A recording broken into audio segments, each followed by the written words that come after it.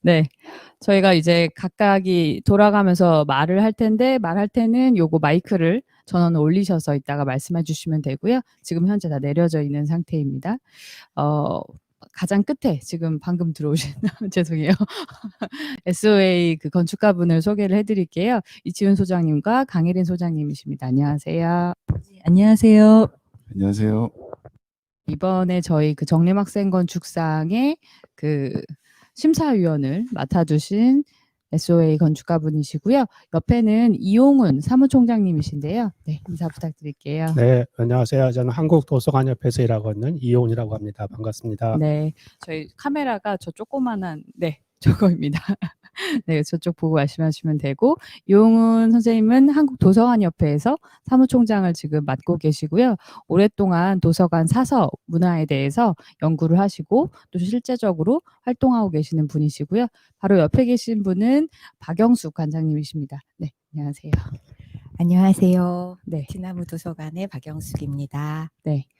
이 박영숙 관장님은 저희 정림학생건축상 밤의 도서관에서 그 멘토를 요번에 맡아주시게 되셨어요. 그리고 지금 보고 계시는 학생분들이 나중에 완성하실 그 책들을 실제적으로 느티나무 도서관에서 함께 살펴보실 수 있는 계기도 마련할 수가 있으니까요.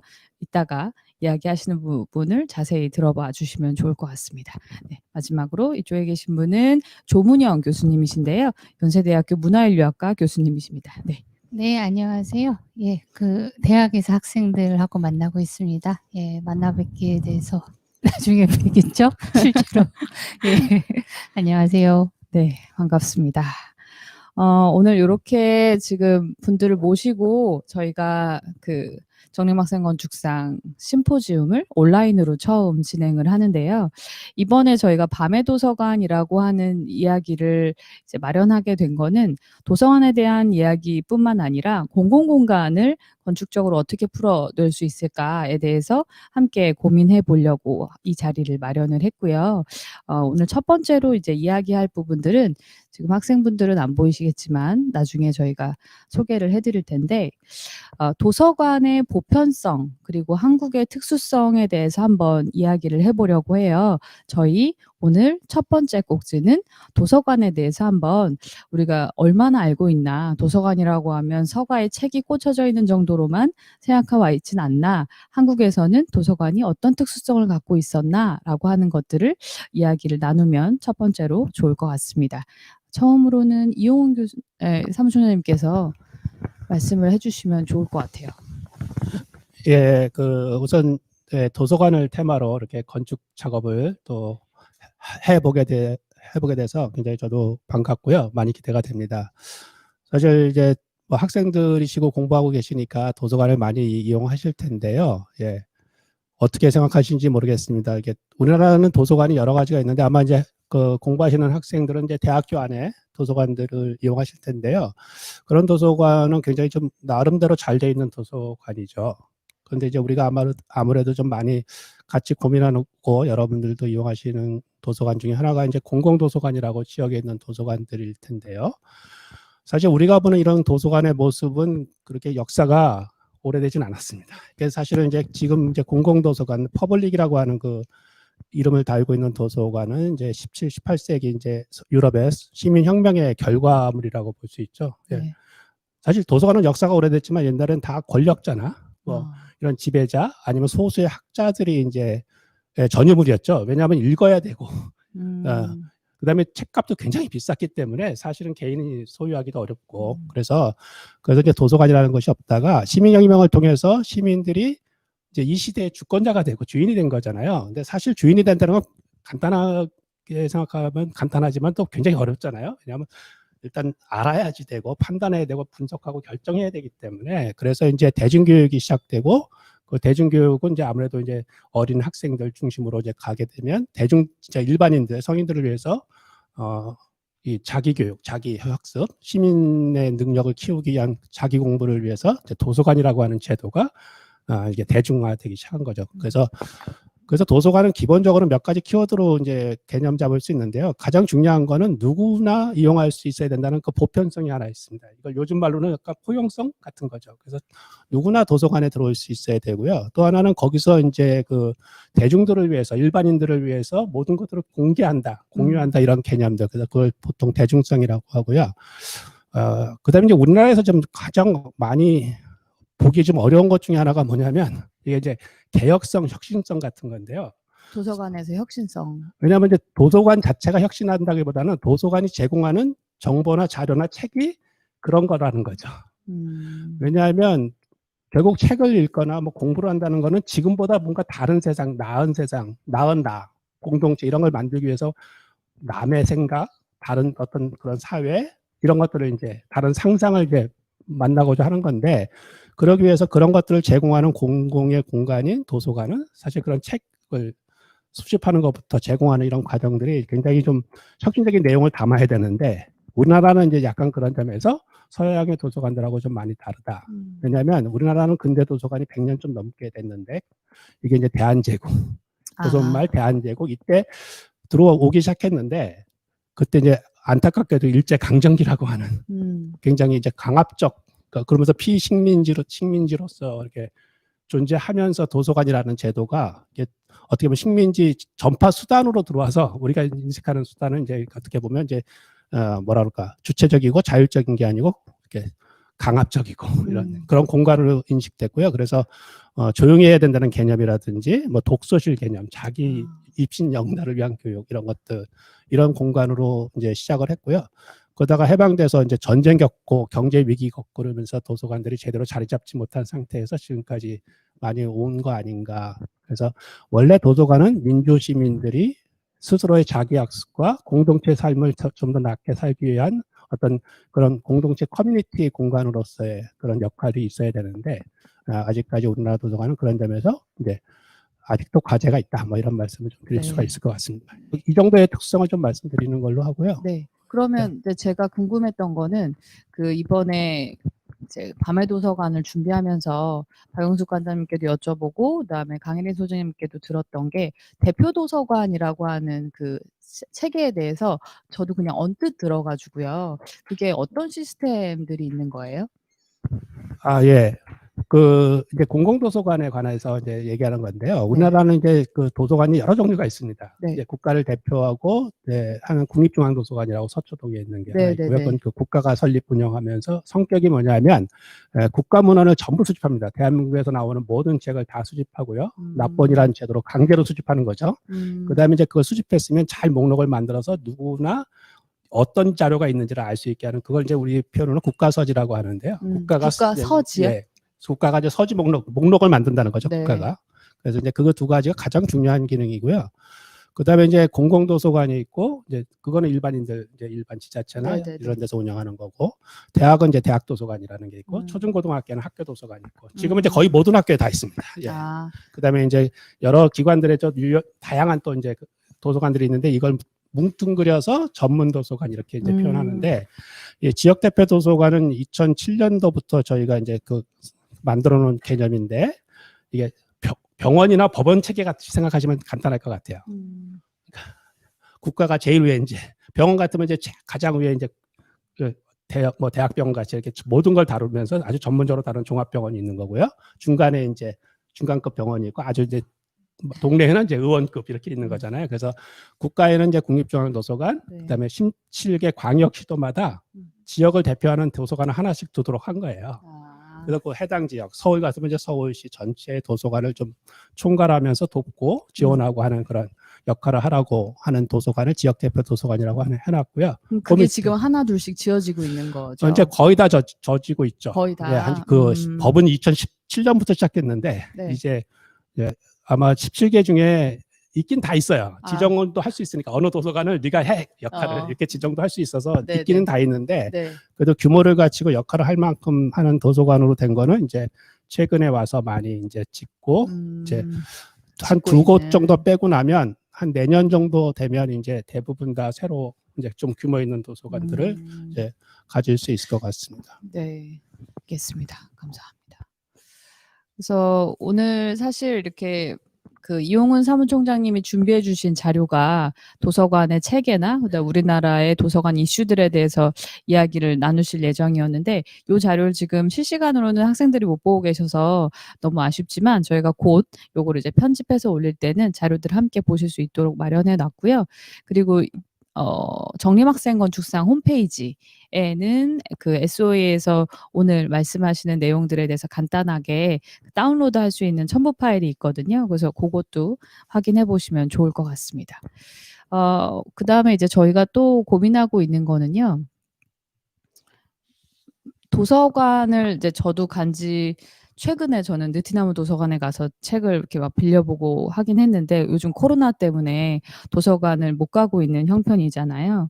그랬을 때 이 도서관에서 이렇게 좀 집중하는 경험이 자격증 시험 준비하고 그랬을 때 밖에 없었던 것 같아요. 그러니까 그 책을 뭔가를 찾아서 그 안을 이렇게 돌아다니면서 관심 있어 하는 그런 걸로 가는 게 아니라 도서관은 조용하니까 거기서 공부하고 내 자료 찾는 그런 식의 공간으로만 그냥 막연하게 생각을 했던 것 같은데요.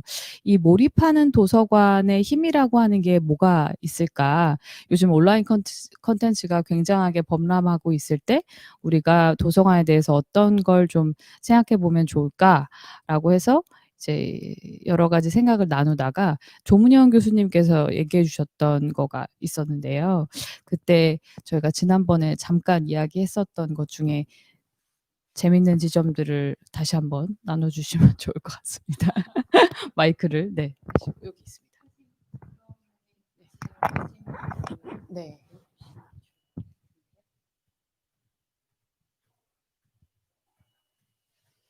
이건가요? 네.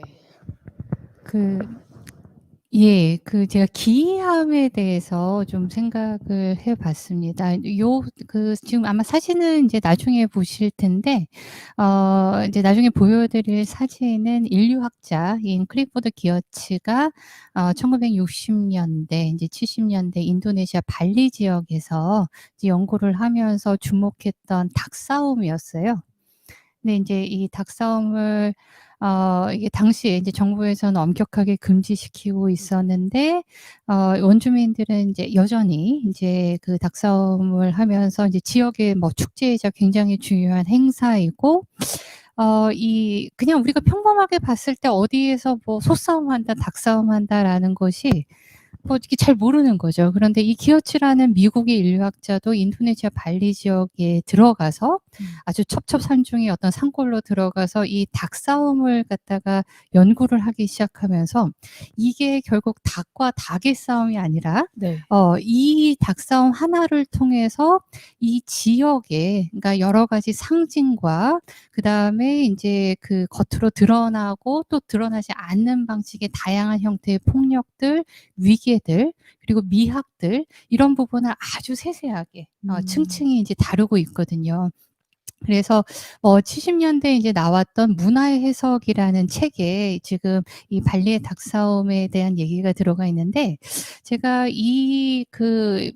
글을 인제 학생들하고 같이 읽으면서 저희가 그런 얘기를 했습니다. 저희가 인제 문화인류학을 하는 사람들인데 네. 요새는 문화인류학이라고 그래서 아주 멀리 떨어진 나라에 가서 하지 않거든요. 그러니까 오히려 상당히 많은 학생들이 자기의 관심사를 이미 가지고 들어와요, 학교에. 이제 특히 문화인류학에 들어올 때. 네네. 네. 이제 대학원 들어올 때 나는 인제 페미니즘에 관심이 있다거나 나는 빈곤에 대해서 관심이 있다거나 나는 인제 더 좁게는 홈리스에 대해서 관심이 있다거나 그러니까 자기가 이미 알고 있는 것을 쪼끔 더 깊게 인제 좀 연구를 해 볼 수 있겠다 싶어 가지고 문화인류학과에 들어오거든요. 네.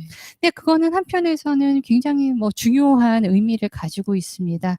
그러니까는 예전에 마치 타지에 굉장히 멀리 떨어진 어떤 이국에 가 가지고서는 네. 인류학자들이 연구한다고 했을 때 사실상 이게 내려다보는 거죠. 그쵸. 뭔가 이 낯선 세계들을 갖다가 모험하듯이 네. 그러니까 동등한 입장에서 보지 않고 그래서 지금의 인류학은 그런 게 아니라 오히려 내 삶과 내 생활과 아주 밀착된 주제를 이제 택해 가지고 더 깊숙이 들여다본다라는 점에서는 굉장히 중요하다고 저도 아직 생각을 하고 있습니다. 그런데 그러다 보니까 인류학에서는 또 가장 중요한 거는 어떤 현상이든지 굉장히 익숙하다고 생각했던 거를 한편에서 완전히 낯설게 바라보는 연습을 하는 건데 네.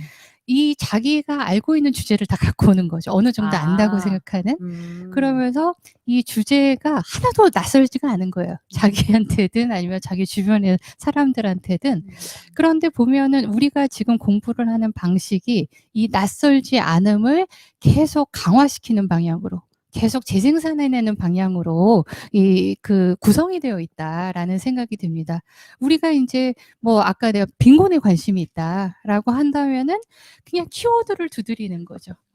키워드를 두드리고 뭐 도서관에서 책을 찾더라도 관련한 키워드를 두드리면은 요새는 특히나 네. 많은 논문 서지나 이런 부분을 이렇게 다 저장하고 또 다운받을 수 있는 여러 사이트들이 관련된 논문을 또 다 보여주죠. 이 알고리즘에 따라서.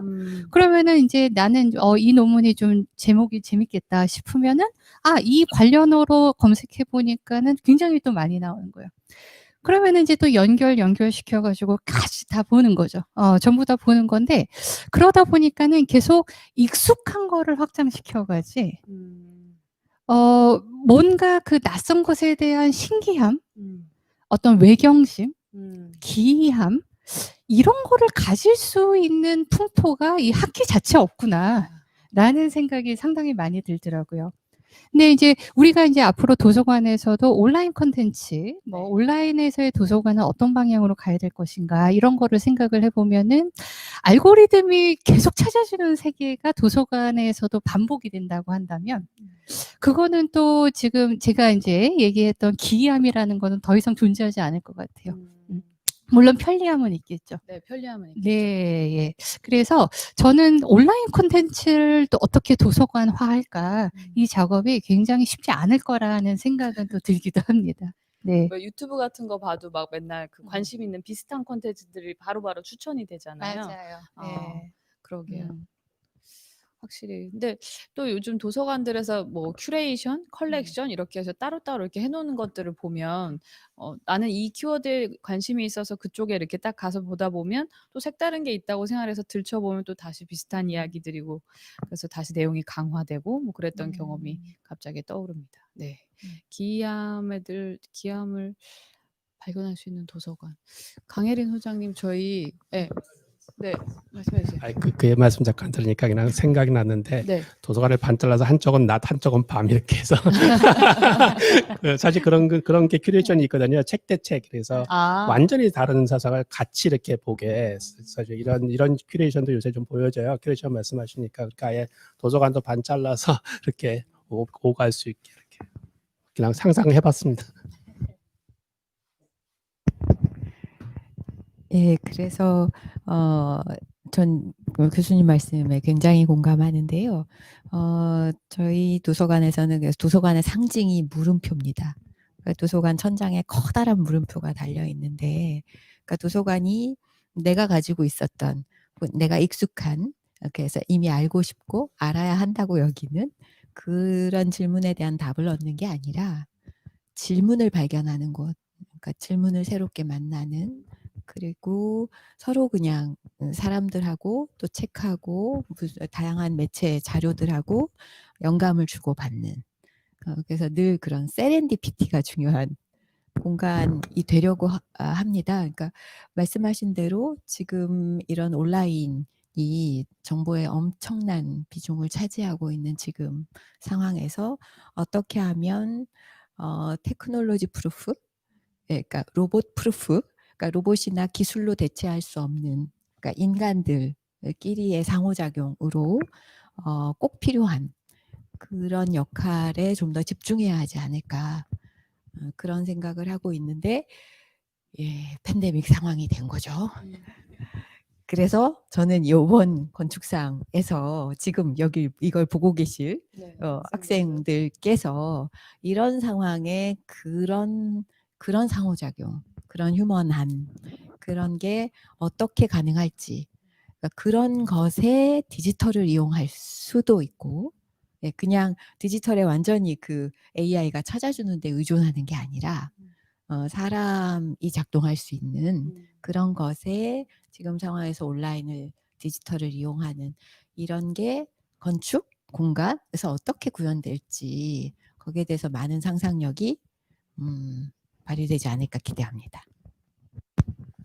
네, 저도 같은 맥락에서 제목에 대한 해제일 것 같은데 방금 나온 얘기들이 밤의 도서관, 그러니까 도서관 공모전을 제안받았을 때 저희가 생각했을 때 가장 좋다고 생각하는 도서관은 사실 잘 모르겠는 거예요.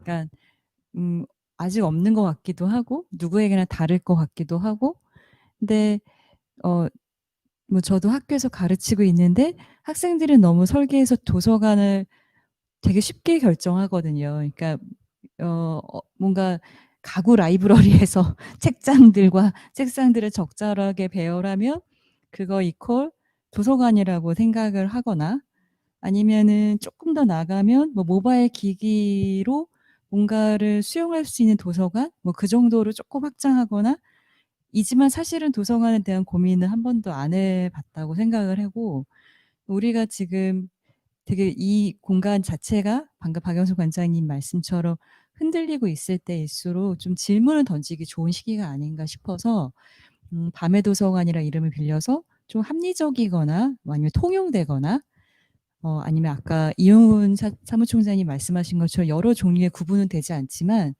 본인이 생각할 때 도서관이 어떤 질문을 할 수 있을까?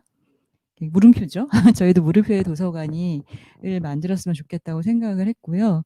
그래서 조금 낯익게 생각하는 거, 습관적으로 그리는 것들이 아니라 진짜 무엇인지를 먼저 생각해보고 질문하면서 만들어가는 도서관 공모전이 좀 됐으면 좋겠습니다. 네, 그래서 질문하면서 만들어가는 공모전 말씀을 해주셔서 그때도 이렇게 책을 사실 이번에 저희가 공모전에서 받는 그 제출물 형태가 책이잖아요. 그래서 학생들이 물리적으로 그걸 이렇게 좀 집중하면서 만드는 그런 고요한 시간이 있었으면 좋겠다라고 생각을 해서 이번에 그 책으로 이제 받아보자라고 말씀을 해주셨는데요. 네, 재밌을 것 같아요. 저희도 기대가 됩니다. 또 다른 키워드는 이제 공공공간에 대한 내용이에요. 도서관은 모두에게 열려 있는 곳이고 또 아까 이용훈 사무총장님께서 말씀해 주시기를 이제 공공공간 이야기하면서 공공도서관 얘기해 주셨잖아요. 그래서 도서관은 뭐 빈부격차 남녀노소 상관없이 들어가는데 저희가 페북에다가 한번 그런 글귀를 넣은 적이 있어요.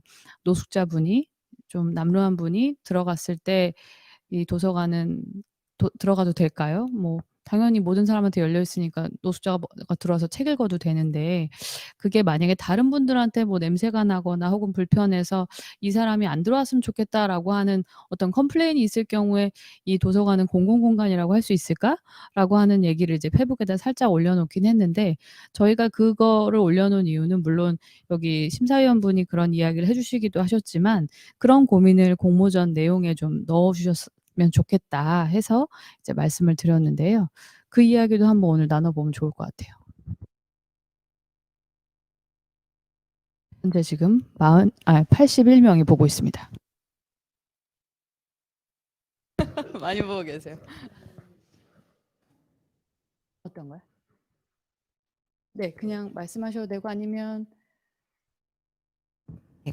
네. 소외라는 말을 사실 저희는 좀 안 쓰려고 했습니다.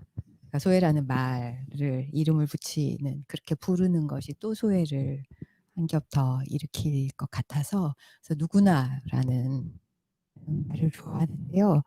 저희는 그래서 도서관이 이제 환대의 공간, 환대라는 키워드를 주셨는데 도서관의 환대?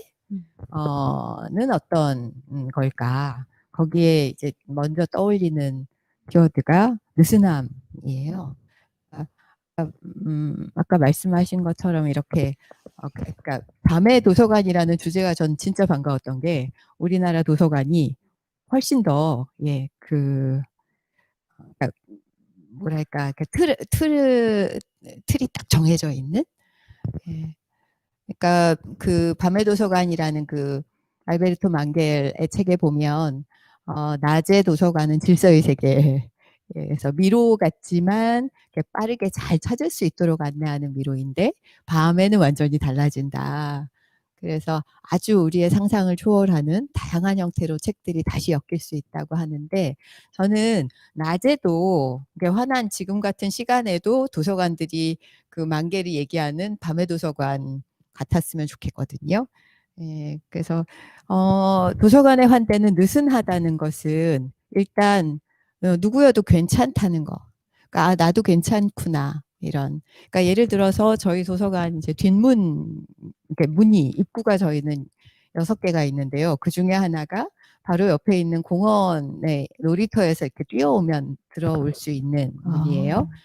놀이터에서 놀던 아이들이 그 언저리로 오면 바로 보이는 게 그네예요. 그러니까 열람실 한쪽 벽에 그네가 달려 있는데, 그러니까 그 동네를 계속 돌면서 딱 그 지점에서 이제 들여다 보일 곳, 예, 아이들 눈높이에서 어떻게 보일까? 그러니까 여기 우리 같은 애들도 그냥 들어와도 되겠군. 그러니까 축구 그 공원에서 축구하다가 물 마시라고 그냥 들어왔다가 그네에 턱 앉아서. 예, 앉아버리는 네. 그러다 보면 그 위치에서 딱 보이는 자리에 보고 싶을 만한 책이 놓이게 되는 그러니까 이런 환대 그러니까 막 넘치게 친절한 표정으로 뭐 사랑합니다 고객님 이렇게 하지 않지만 그냥 예 은근하게 하지만 어느 순간 어느 구석에서 나도 괜찮겠구나 하는 걸 느낄 수 있는 그래서 그 이렇게 중학교에서 이렇게 가까운 고 입구 쪽에는 그러니까 방과 후에 바로 와서 이제 화장실에서 화장을 고치고 가려는 청소년들을 위해서 이제 그 어떤 연애에 대한 거라든가 덕질에 대한 그런 컬렉션들을 만들어 놓는데 그러니까 도서관에 들어왔을 때 그러니까 뭐 온통 문신이어서 여름 같으면 이렇게 막 사람들의 화려한. 눈길을 네. 끄는 아니면 막 피어싱을 했다거나 그런 청년 청소년들도 그냥 들어올 수 있는 그래서 나도 괜찮다 이런 그리고 아주 지극히 일상적인 장바구니 들고 뭐 슬리퍼 신고 트링 바지 입고 올 수 있는 그런데 그걸 막 뭐 특별히 뭐 환대하는 게 아니라 그냥 무심한 듯 담담한데 그래서 오히려 더 환대 받을 수 있는 그런 환대를 하려고 하고요. 그러면서 저희가 배운 게 정말 소통이 이루어지려면 적절한 거리가 있어야 된다. 그러니까 자기 식구들끼리는 이게 대화가 잘 어렵잖아요. 그런데 남의 아이랑 남의 부모가 만나면 나중에 자기들이 스스로 너무 감탄할 만큼 너무 지혜로운 얘기를 아이들도 어른들도 그러니까 그런 적절한 익명성이 작동할 수 있는 게 도서관이더라고요. 그러니까 아렌트 같은 사람이 얘기했던 in between이라는 그 사이가 있는 친밀권 그런 장소 마을에 있는 그런 아주 특별한 공간이라서 거기서 굳이 이렇게 자꾸 층을 나누고 다문화 가정 무슨 뭐 노인 이렇게 시를 나누고 층을 나누고 그러지 않았으면 좋겠다는 생각이 오히려 좀 듭니다. 그리고 또 하나 되게 중요한 게 저희는 이제 북돋운다는 건데 학교가 아니기 때문에 가르치려고 들지 않는 거 그보다는 그냥 여기서 뭔가 자기 삶 속에서 필요했던 그러니까 잠재돼 있던 것이 어떤 질문하고 딱 만나는 그런 우연한 발견의 경험이 이어질 수 있으면 좋겠다. 그렇다면 아까 말씀하신 것처럼 내가 뭐 예술 코너 아니면 기술과학 코너 내가 필요한 곳에만 가지 않고 그냥 도서관을 배회하다가 어떤 것 뜻밖의 것을 만날 수 있도록 서가를 어떻게 배치할지 제목들을 어떻게 써붙일지 하는 것부터 그래서 가르치려고 들지 않지만 나의 동기로 내가 뭔가를 할 때 응원하는 그런 북돋움 이런 환대 속에서 가장 저희가 귀하게 얻은 게 몰입이었어요. 그러니까 사실 몰입을 방해하는 게 아까 교수님 말씀하셨던 몰입하는 분위기가 되려면 몰입을 방해하는 걸 없애면 되잖아요. 몰입이 방해하는 것 중에 대표적인 게 진부할 만큼 익숙한, 그리고 평가, 경쟁, 그리고 경쟁이요. 네, 그리고 경쟁에 막 매달리다 보면 정말 정작 몰입은 어려워지는. 그리고 독촉, 재촉, 그리고 또 하나 몰입을 방해하는 게 정적. 정적. 예. 그래서 전 도서관이 너무 숨 죽일 만큼 조용한, 그게 오히려 몰입을 막는다. 정적, 조용함을 만들려고 애쓸 게 아니라 이 사람에게 호기심을 불러일으킬 동기유발이 될 정보를 더 많이 만나도록 하는 게 도서관이 할 일 아닐까 하는 생각입니다. 그 선생님 말씀 듣다 보니까 이 담담한 환대라는 게 굉장히 중요하기도 하고 또 어떤 집단에게는 굉장히 어렵겠구나라는 이제 생각이 들기도 하는데요. 그 도서관 뭐 운동도 많이 하시고 인제 이런 실천을 해 오신 분들은 많은 부분에서는 준비가 돼 있는 것 같아요. 그런데 인제 이 도서관을 찾으려는 사람들 중에서 어떤 사람들은 사실 굉장한 결단이 필요한 거죠. 이 도서관에 발을 딛기까지. 그래서 인제 선생님께서 놀이터하고 좀 연결되는 통로를 만드셨다라고 하는 게 좀 그 부분을 쉽게 하려는 인제 선생님 나름의 인제 그 생각이셨을 거라고 저 탐복을 했는데 그러니까 이게 쉽지가 않은 사람들을 저는 또 빈곤 연구를 하다 보니까 인제 상당히 많이 만나 왔거든요. 그래서 선생님 제 그 사진을 잠깐 보여도 될까요? 여러분은 아마 나중에 이제 사진을 보시기는 할 텐데요. 제가 정린건축재단에 오면은 예전에 왔을 때도 신림동 관악구 난곡 사진으로 시작을 했는데 이번에도 다시 난곡 사진으로 시작을 하게 됩니다. 맨 위 앞에 사진입니다. 아니요. 그 앞에요. 아니 그거보다 앞에요. 예예. 예. 예. 그 저는 이제 90 년대 말 그리고 2000 년대 초반에 인제 당시에는 보통 달동네라고 불렸던 관악구 신림동 이 난곡 지역에서 현장 연구를 했는데 그때 인제 많은 활동가 분들이 계셨습니다. 그리고 인제 그중에 한 분인 이명애 선생님께서 이제 당시에 한 기업의 지원을 받아 가지고 이 달동네 밑에 마을에다가 인제 작은 도서관을 여셨어요. 그래서 그쪽에 인제 그 사진이 인제 도서관이었는데 벌써 인제 20 년도 더 오래된 예 일이네요. 근데 그때 많은 인제 아이들이 와 가지고서는 인제 책을 읽었습니다. 책을 읽고 그리고 도서관 자체는 또 당시에 기업 후원을 꽤 받았습니다. 그래서 나름 시설도 아주 좋고 이렇게 바글바글했던 기억이 납니다. 근데 인제 고다음 장면에서요. 이거는 인제 제가 지난주 일요일 날 찍은 건데 그게 지금 이제 세숲도서관이라고 불리는 곳이에요. 작은 도서관이고 또 지역 주민들이 상당히 사랑하는 도서관입니다. 근데 그 도서관이 이전을 하게 됐어요. 그래서 이게 그 난곡 지역이 상당히 재밌는 게 원래는 위에가 달동네였고 그다음에 밑에가 인제 주택단지였습니다. 국회단지라고 불렸던. 그래서 제가 조사하던 시절에는 위에 달동네가 굉장히 가난하고 아래 국회단지 그 주택에서 살아가는 사람들을 굉장히 부러워했었어요. 그런데 이게 인제 위에 달동네가 완전히 다 재개발이 된 거죠. 그러면서 전부 다 아파트 단지가 되고 그다음에 아래 이 국회단지 지역은 그 지역 자체가 굉장히 그러니까 그냥 아무 변화가 없이 그러면서 굉장히 낡고 노후화되기 시작하는 거죠. 그러면서 원래 달동네에 살았던 사람들 중에 일부는 뭐 거기 반지하라든가 아니면 한 몇 개 방이라든가 그런 식으로 또 얻어서 살기로 하고 그러면서 또 자연스럽게 슬럼화되기 시작하더라고요. 바뀌는 거죠. 그런데 인제 그때 이 세숲도서관이 2015 년이었나요? 이전을 하게 됩니다. 근데 사실 별 이렇게 거리상으로 멀지 않았어요. 멀지 않았는데 원래 있던 자리에서 이 과거 달동네에 있었던 지역 그러나 지금은 이제 아파트 단지가 된 그 지역하고 쪼끔 더 인제 그 건널목만 지나면 되는 거예요. 그래서 고 단지로 이전을 했는데 그래서 인제 이명애 선생님은 이게 '변화가 별로 없었다.'라고 본인은 생각했는데 이거를 옮기고 나니까 그 국회 단지에서 있었던 좀 가난한 사람들이 안 오더라. 그 모습에 좀 자기가 당황을 했었다라는 얘기를 하시더라고요. 그냥 본인이 봤을 때는 안에 시설이나 그렇게 차이가 없어요.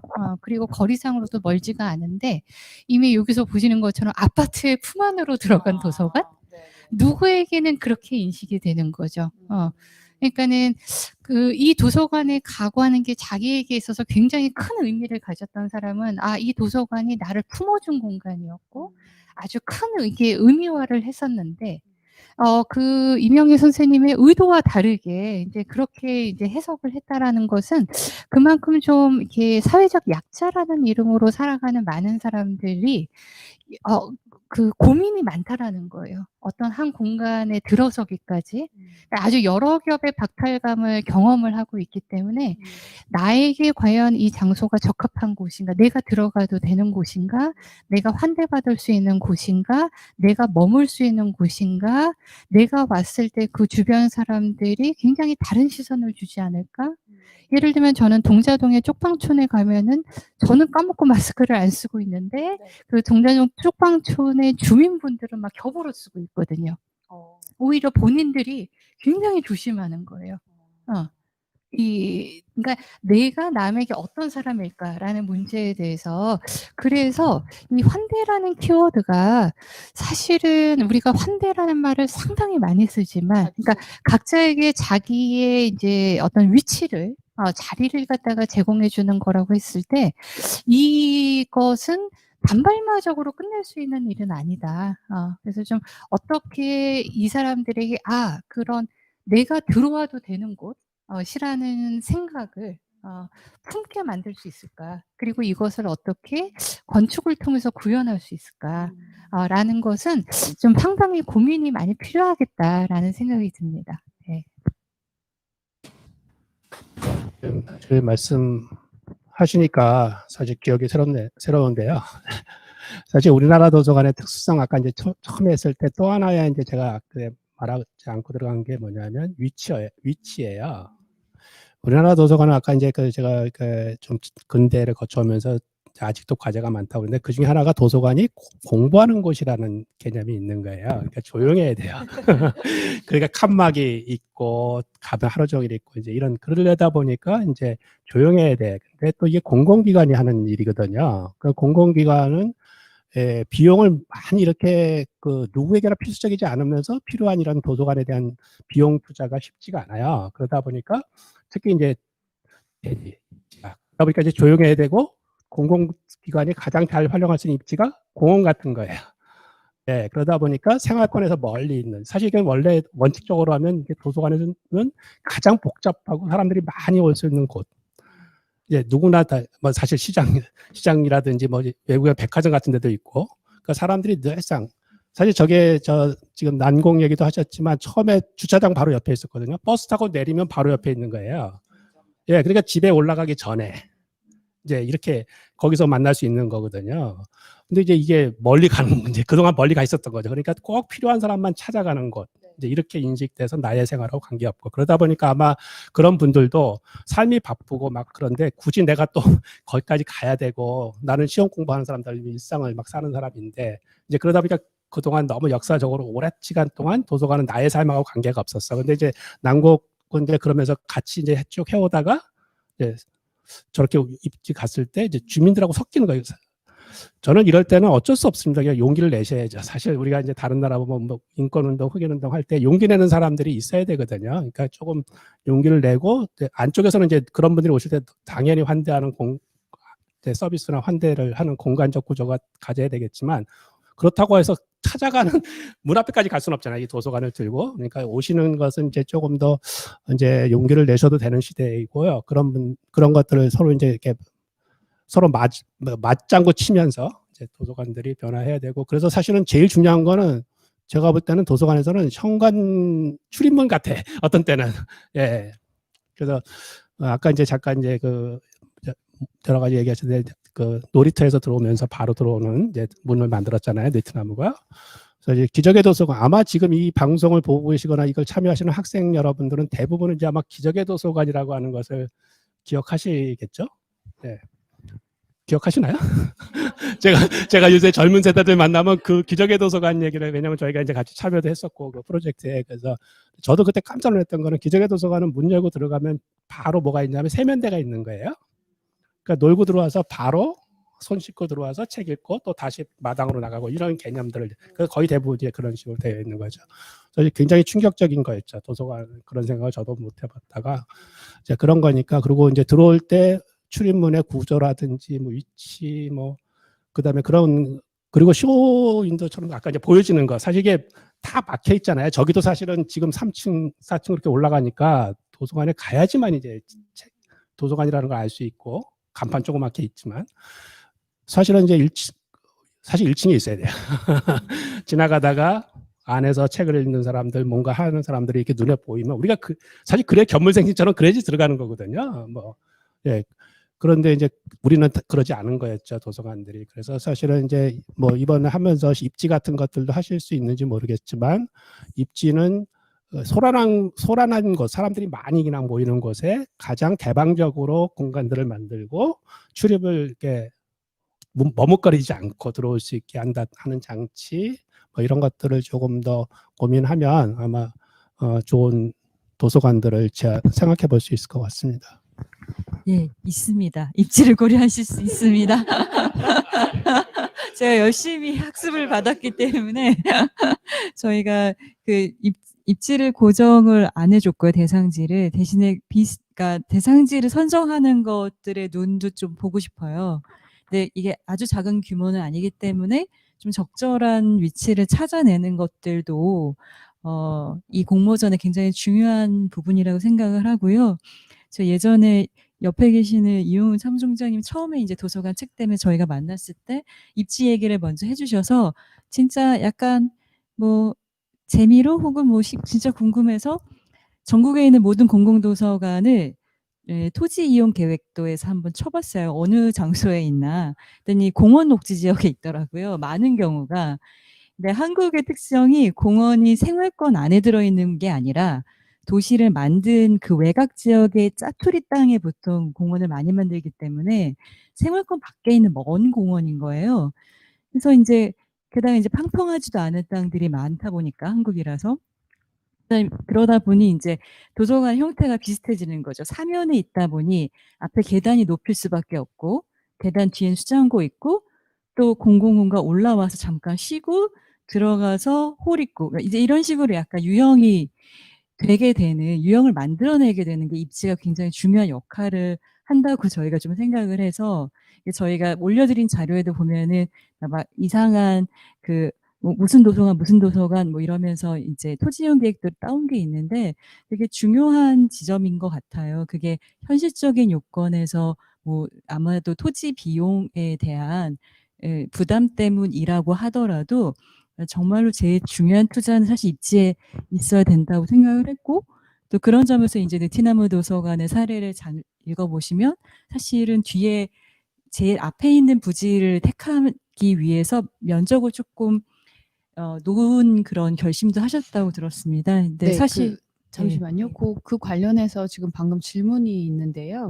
그 기존의 도서관을 리모델링하는 방식도 학생들이 고민해도 될지 물어보는 게 있었거든요. 네, 괜찮습니다. 네, 규모는 근데 다른 비슷했으면 용도의 좋겠습니다. 예, 애초에 괜찮습니다. 도서관이 아닌 예, 거를. 왜냐하면은 사실은 입지를 하다 보면 네. 그렇게 빈 땅이 많지 않은 것도 사실이니까 적절하게 찾아내서 그거를 바꾸되 규모만은 좀 유지하는 것. 왜냐하면 너무 작게 해서 사실은 많은 공간의 성격을 드러내지 못하게, 평가하지 못하게 되는 규모를 좀 우려하기 때문이고요.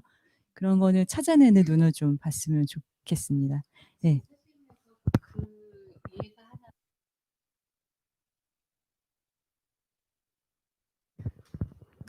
제가 이제 중국 연구를 또 주로 하고 있어가지고, 이제 요 사진 이제 보여주시면 될 것 같은데요. 이거는 이제 제가 중국에 이제 노동자 연구를 주로 많이 하고 있는데, 노동자 기숙사입니다. 그냥 공장에서 제공해줬던, 위에 보면은 이렇게 의복이 이제 옷이 막 널려져 있는 네, 거 빨래가 보실 수 있을 있고. 거예요.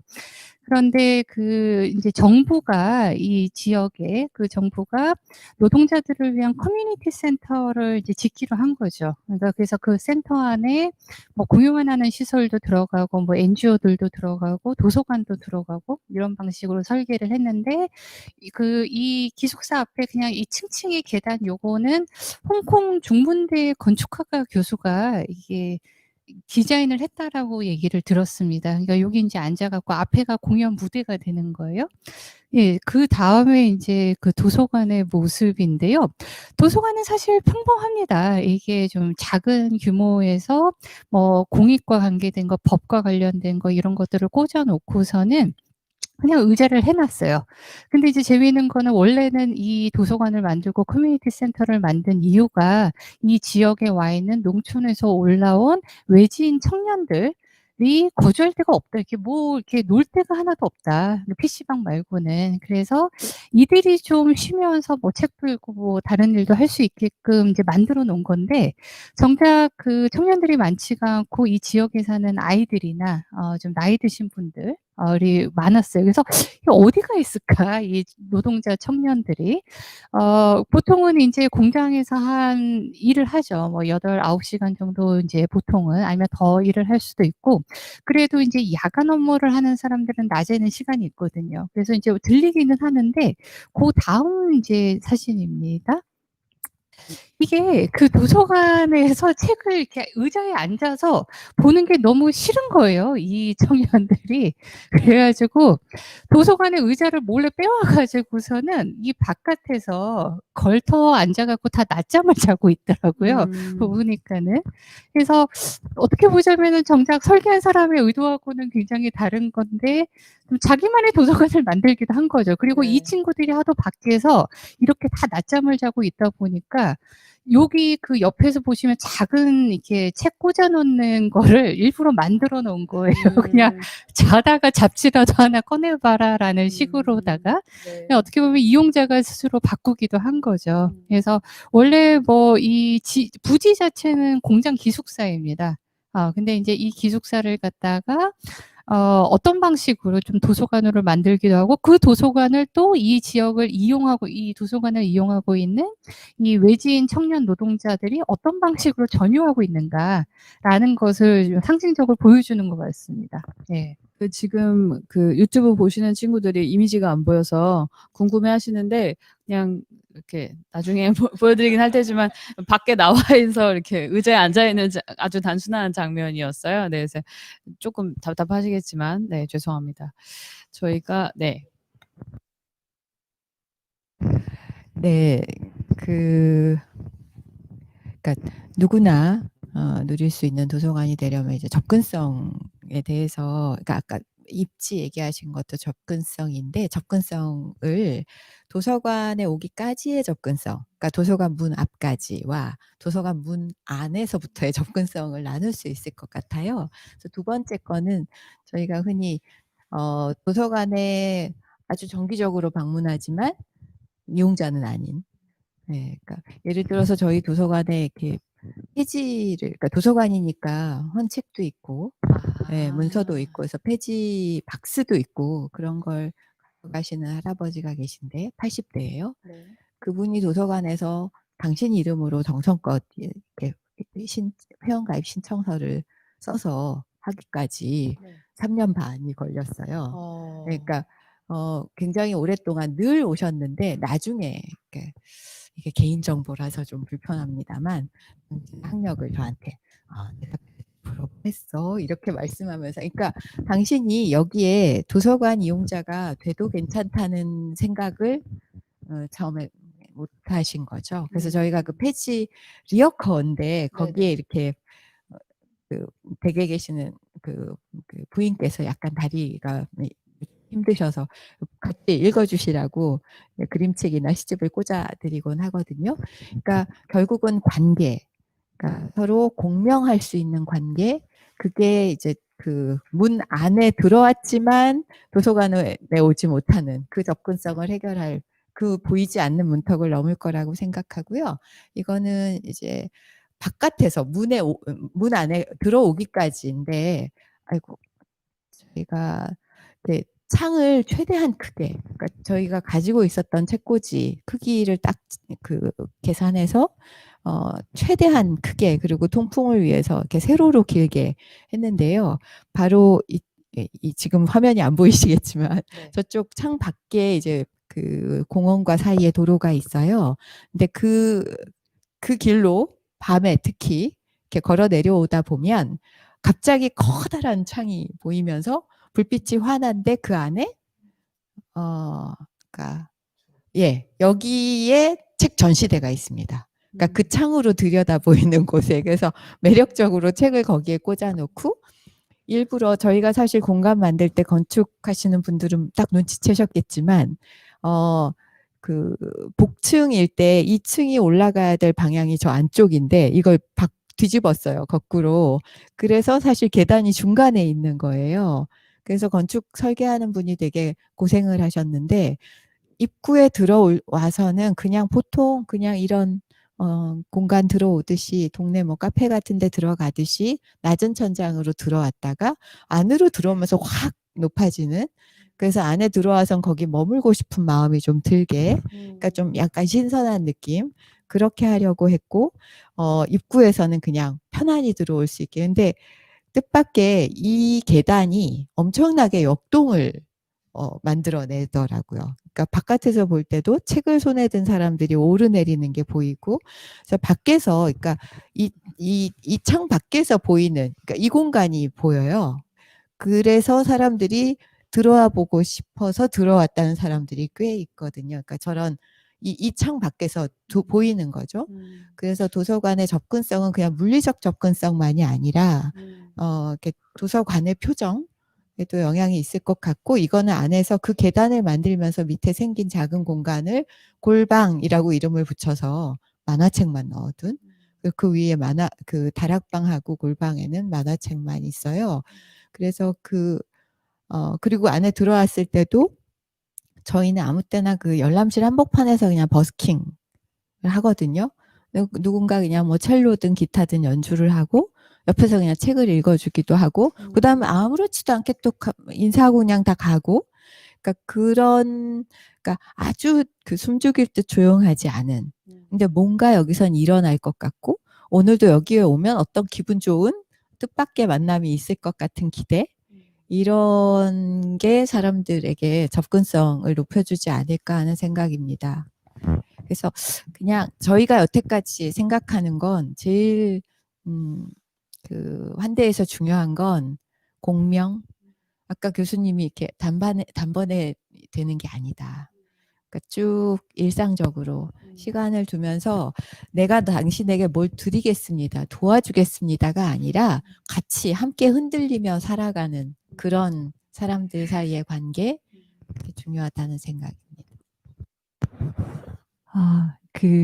너무 좋은 말씀을 들으면서 이제 한편으로는 듣는 친구들은 공모전을 해야 되는데 내가 운영을 하지는 않는데 이걸 어떻게 해야 되나라는 생각을 하실 수도 있을 것 같아요. 근데 사실 이거는 제 생각에는 같은 말에 그러니까 다른 문법으로 돌려서 생각을 해보자면, 건축에서는 사실 이거를 풍경이라는 말로 할 수 있을 것 같은데, 풍경도 역시 마찬가지로 두 가지가 있을 것 같아요. 도시 안에서의, 도시 얼마나 어우러 들어갈 수 있는 풍경이 될 수 있는가라고 하는 것과, 그다음에 도서관 안에서의 풍경, 두 가지가 있을 것 같은데요. 아까 이제 사진을 못 보셔서 모르시겠지만, 여러분들이 생각하는 도서관이 이렇게 겉에서 보면은 뭔가 책 읽는 게 바로 보이는 도서관이 이렇게 많지 않잖아요. 그러니까 도시에서 봤을 때 도서관이라고 하는 내부 풍경이 드러나는, 바깥에서 봤을 때 이게 굉장히 어려운 경우가 많아요. 사실 어려울 이유가 하나도 없지만 어렵게 만들어 놓은 경우가 많습니다. 여러분이 꼭 도서관이 아니더라도 많은 관청들이 도시에서 많은 겹을 가지고 들어오게 해요. 그러니까 뭐 담이 있거나 없거나, 담을 요즘 많이 없앤 추세긴 하지만 담이 있고, 들어가면 뭔가 약간 이상한 외부 공간이 하나 있고, 또 거기 들어가면 홀이 있고, 홀을 지나서야지만 뭔가 나올까 싶지만 그것도 또 2층에 있는 경우가 많고, 그러니까 사실은 도시 안에 밖에서, 담장 밖에서 봤을 때 안쪽에 무슨 일이 벌어지는지를 간판 말고는 알 수 있는 경우가 별로 없어요. 그래서 간판이 커지죠. 그래야 내부에 뭐가 있는지 알 수 있으니까 되게 산문적인 풍경이 되는 거예요. 실제적으로 행동이 드러나지 않고 뭔가 되게 '이건 뭐 하는 곳이다.'라고 왕왕왕 여기저기 다 써야지 '아 여기가 거기구나.' 도서관 한 간판 한 입간판 한 5 가지에다가 그냥 지주 간판까지 하나 보고 들어가면은 그 도서관이려니 하고 들어가야 되는, 이렇게 설명을 해줄 필요가 하나도 없음에도 불구하고 이런 레이아웃을 우리가 어떻게 생각할 수 있을까?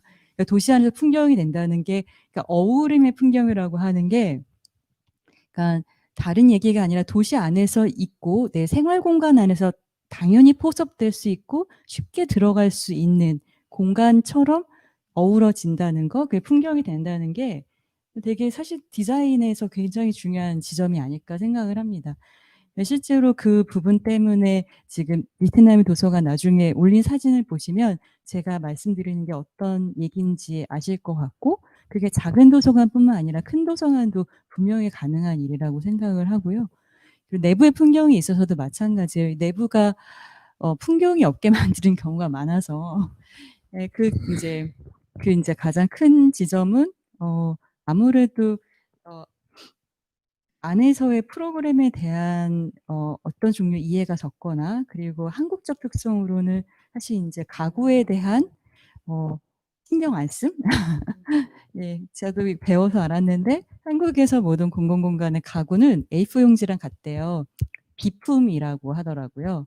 그러니까 건축의 공간에 건축을 실현시키거나 액티베이트하거나 아니면 거기를 돕거나 아니면 작은 공간의 단위로서의 생각이 되는 게 아니라, 그러니까 A4 용지처럼 발주하는 방식으로 구매해서 얻게 되는 가구들이 많기 때문에 실제로 가구가 성의 없게 배치되는 경우가 많아요. 그러니까 풍경이라고 할 만한 게 없는 거죠. 근데 생각해 보면 도서관이라는 말에, 그러니까 영어로 라이브러리도 있지만 비블리오텍도 있는데 이 책이 사실은 선반이잖아요. 그러니까 책을 두는 선반 혹은 미디어를 두는 선반, 미디어텍 이렇게 얘기를 하는데, 실제로 정의를 내릴 정도로 굉장히 중요한 부분이 가구인데 이 가구에 대한 생각들을 할 수 없게 아예 애시동초 못하게 되는 경우도 많은 것 같습니다. 근데 저희는 그걸 벗어나서 생각해 보는 거니까 그런 안에서의 풍경들, 그 공간의 크기와 볼륨, 뭐 비어짐, 덜어냄, 뭐 혹은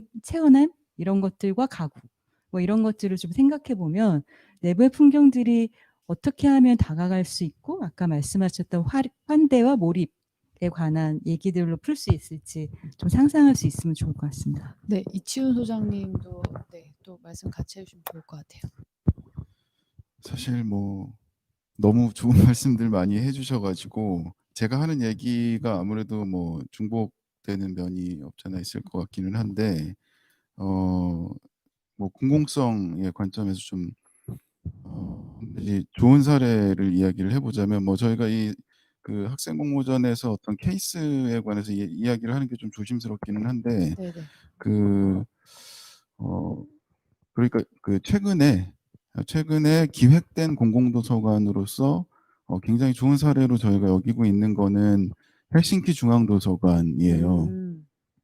그 핀란드의 수도죠. 헬싱키의 중앙도서관이 공모전으로 국제 공모전으로 나오고 오픈 인터내셔널 공모전으로 나왔고 거기에 어마어마하게 많은 그 건축가들이 거기에 안을 제안을 했는데 하나의 안이 선택이 돼서 지금 완공이 됐고요. 저희가 그 공모전에 역시 참여를 했었습니다.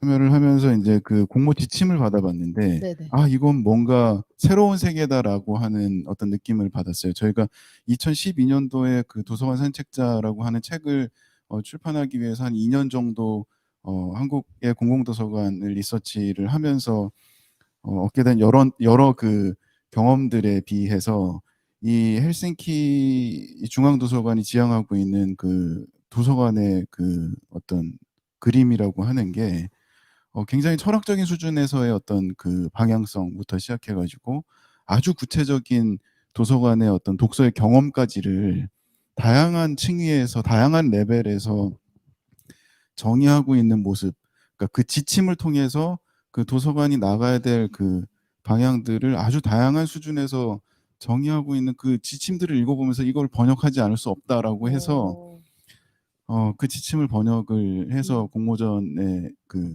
이용을 했던 기억이 있고 그 도서관이 지어지고 있는 위치를 보면 사실 그 도서관의 방향성을 알 수가 있어요. 말하자면 그 도서관이 있는 자리는 그 도서관 기획을 위해서 굉장히 오랫동안 비워져 있었는데 우리나라로 따지면 뭐 명동에 그 지금 신세계백화점이 들어가 있는 정도의 어떤 센터인 거예요.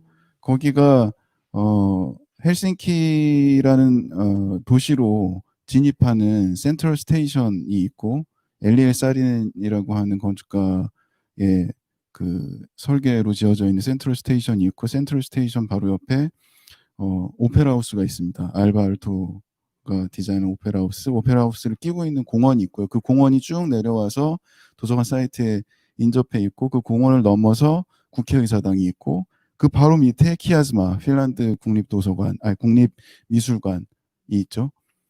거기는 그 도서관은 그 어마어마한 이 그 문화적인 유산들의 한복판에 들어간 위치에 그 도서관의 부지가 조성이 되어 있었고 도서관 기획을 위해서 그 자리를 비워놨어야 했던 거죠. 안 되죠. 그러니까 예를 들면 그렇게 고가의 그 땅을 그 오랫동안 그렇게 비워놓는 것 자체가 사실 말이 안 되고 그 뭐 앞서 말씀해 주셨던 입지랄지 그다음에 도서관에서의 어떤 독서의 다양한 경험이랄지 그리고 그 미래 도서관에서 어떤 관계들 그러니까 책을 매개로 한 그 활동들뿐만 아니라 어떤 그 시민 활동들이 있어야 되는지에 관한 아주 상세한 그 지침들을 보면서 이 그 도시 혹은 국가가 생각하고 있는 이 도서관의 그림이라고 하는 게 너무 환상적이다 생각들을 했던 것 같아요.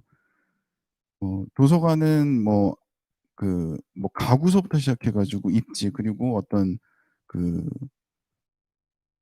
독서 활동의 어떤 추상적인 그 독서 활동을 어떻게 담아낼 것인가에 관한 어떤 건축적인 솔루션 그러니까 여러 가지 측면에서 이 도서관을 정리할 수가 있을 것 같고 이 공모전에서는 학생들이 자기만의 어떤 그 이야기를 만들어야 될 것 같다라는 생각이 들어요. 그러기 위해서는 좋은 레퍼런스들을 사실 많이 스터디를 해야 될 필요가 있을 것 같고요.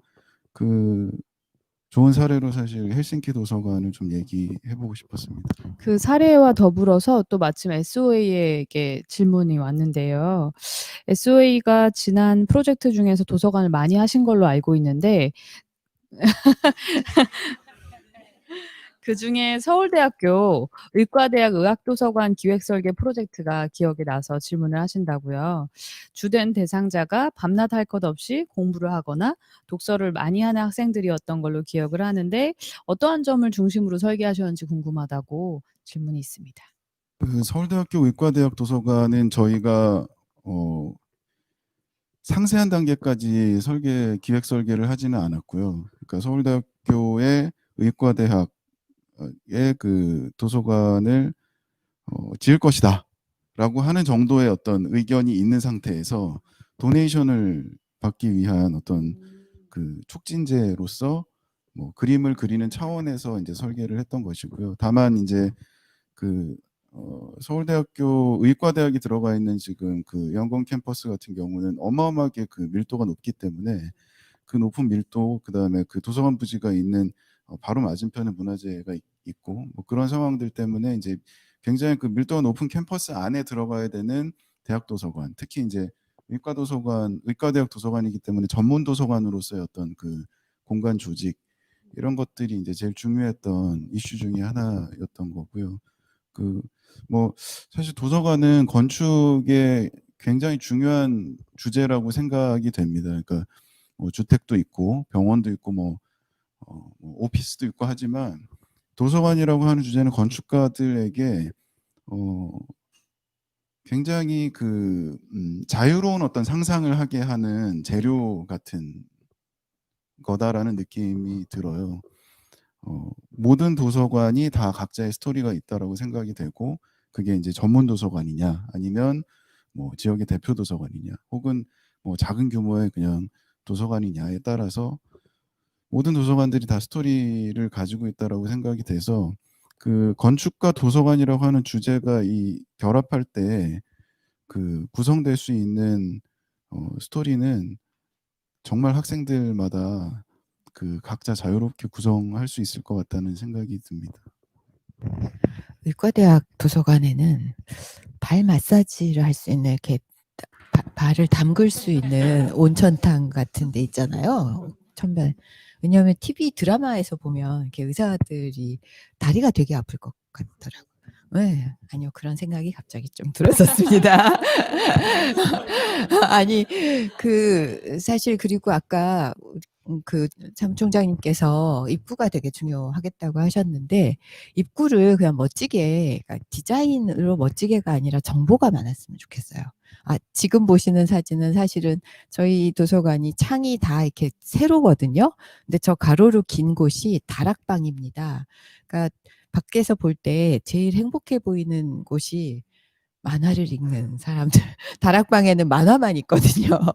근데 그래서 천장이 낮기도 하지만 그게 보이라고 이렇게 길게 해가지고 그래서 밖에서 보이는 것도 그러니까 정보라는 게 너무 텍스트 중심이라는 생각 그리고 정작 필요한 정보는 별로 없고 뭐 안 봐도 되는 들어가서 관심 있는 사람들은 그냥 리플렛 같은 거 받아보면 되는 프로그램 뭐 일정표 이런 것만 너무 도서관에 많은 것 같아요. 근데 저런 밖에서 봤을 때 저 안에 있는 사람들 내가 저 안에서 뭘 할 수 있겠구나 하는 게 매력적으로 보이면 좋겠고 이거는 나중에 보시면 저게 새집 모양이 도서관 네, 오는 분들이 직접 톱질하고 칠해서 만든 DVD 반납함입니다. 그러니까 저희가 반납함이 저 입구 문에 구멍이 있어서 그 안으로 집어넣으면 문 닫은 시간에는 그 안에 상자에 쌓이거든요.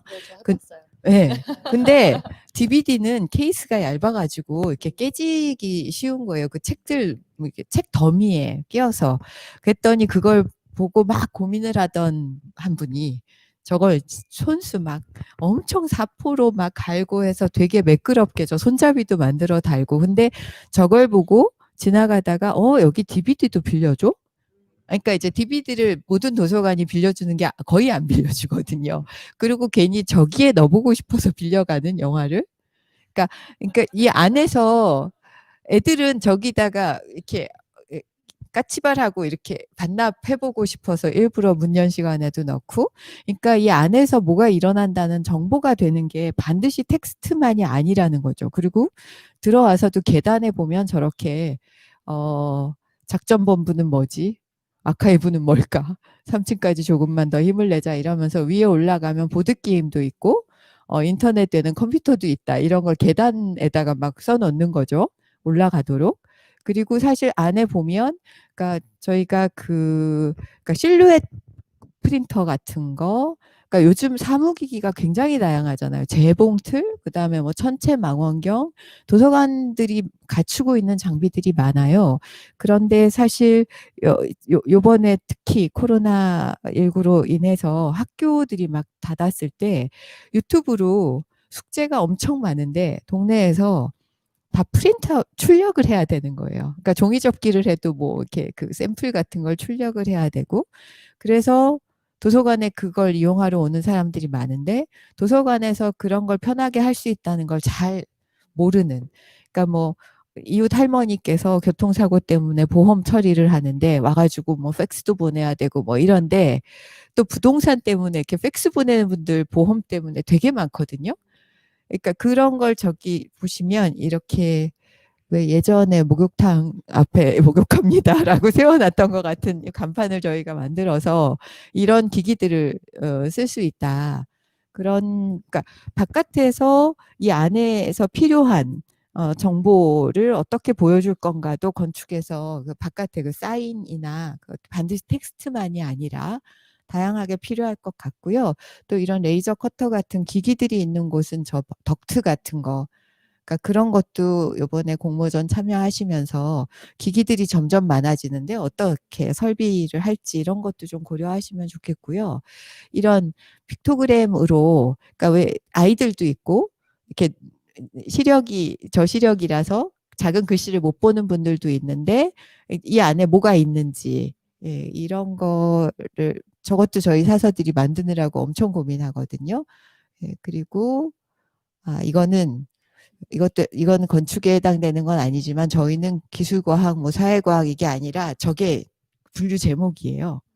라떼는 말이야. 라떼 이즈 홀스라고 영어로 쓰는데 예, 저런 주제로 이제 컬렉션을 하는데 그리고 예.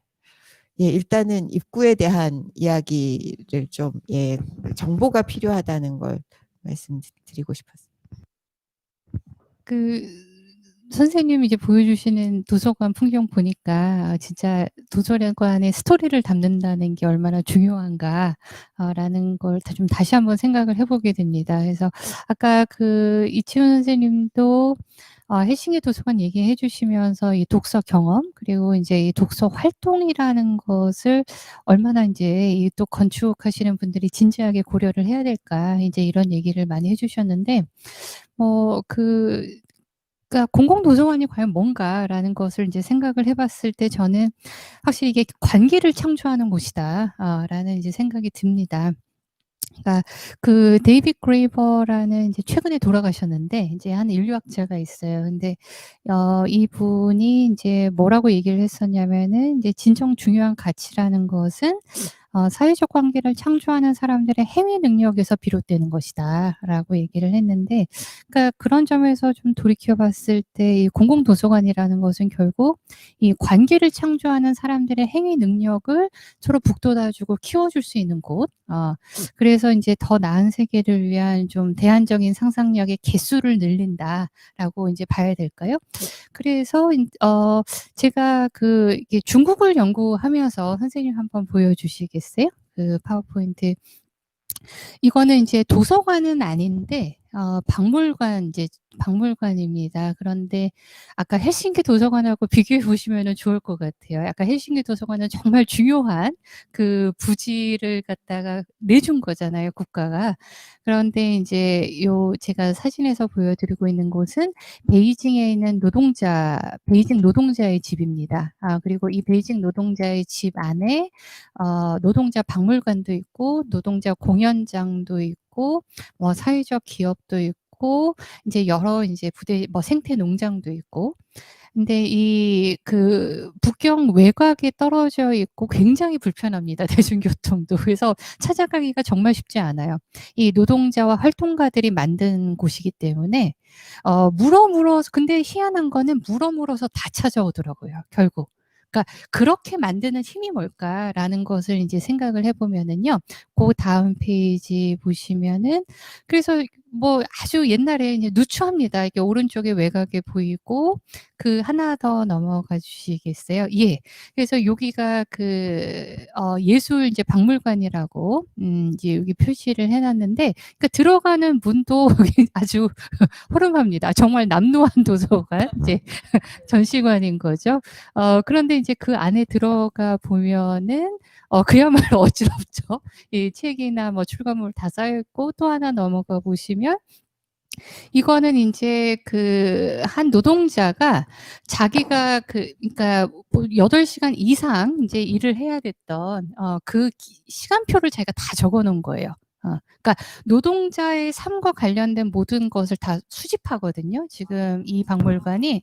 그래서 인제 전국 각지에 흩어져 있는 이 젊은 노동자들이 자기에게 중요하다고 생각하는 것을 이렇게 다 보내주는 거예요, 이 박물관으로다가. 보내주고 그다음 사진 예.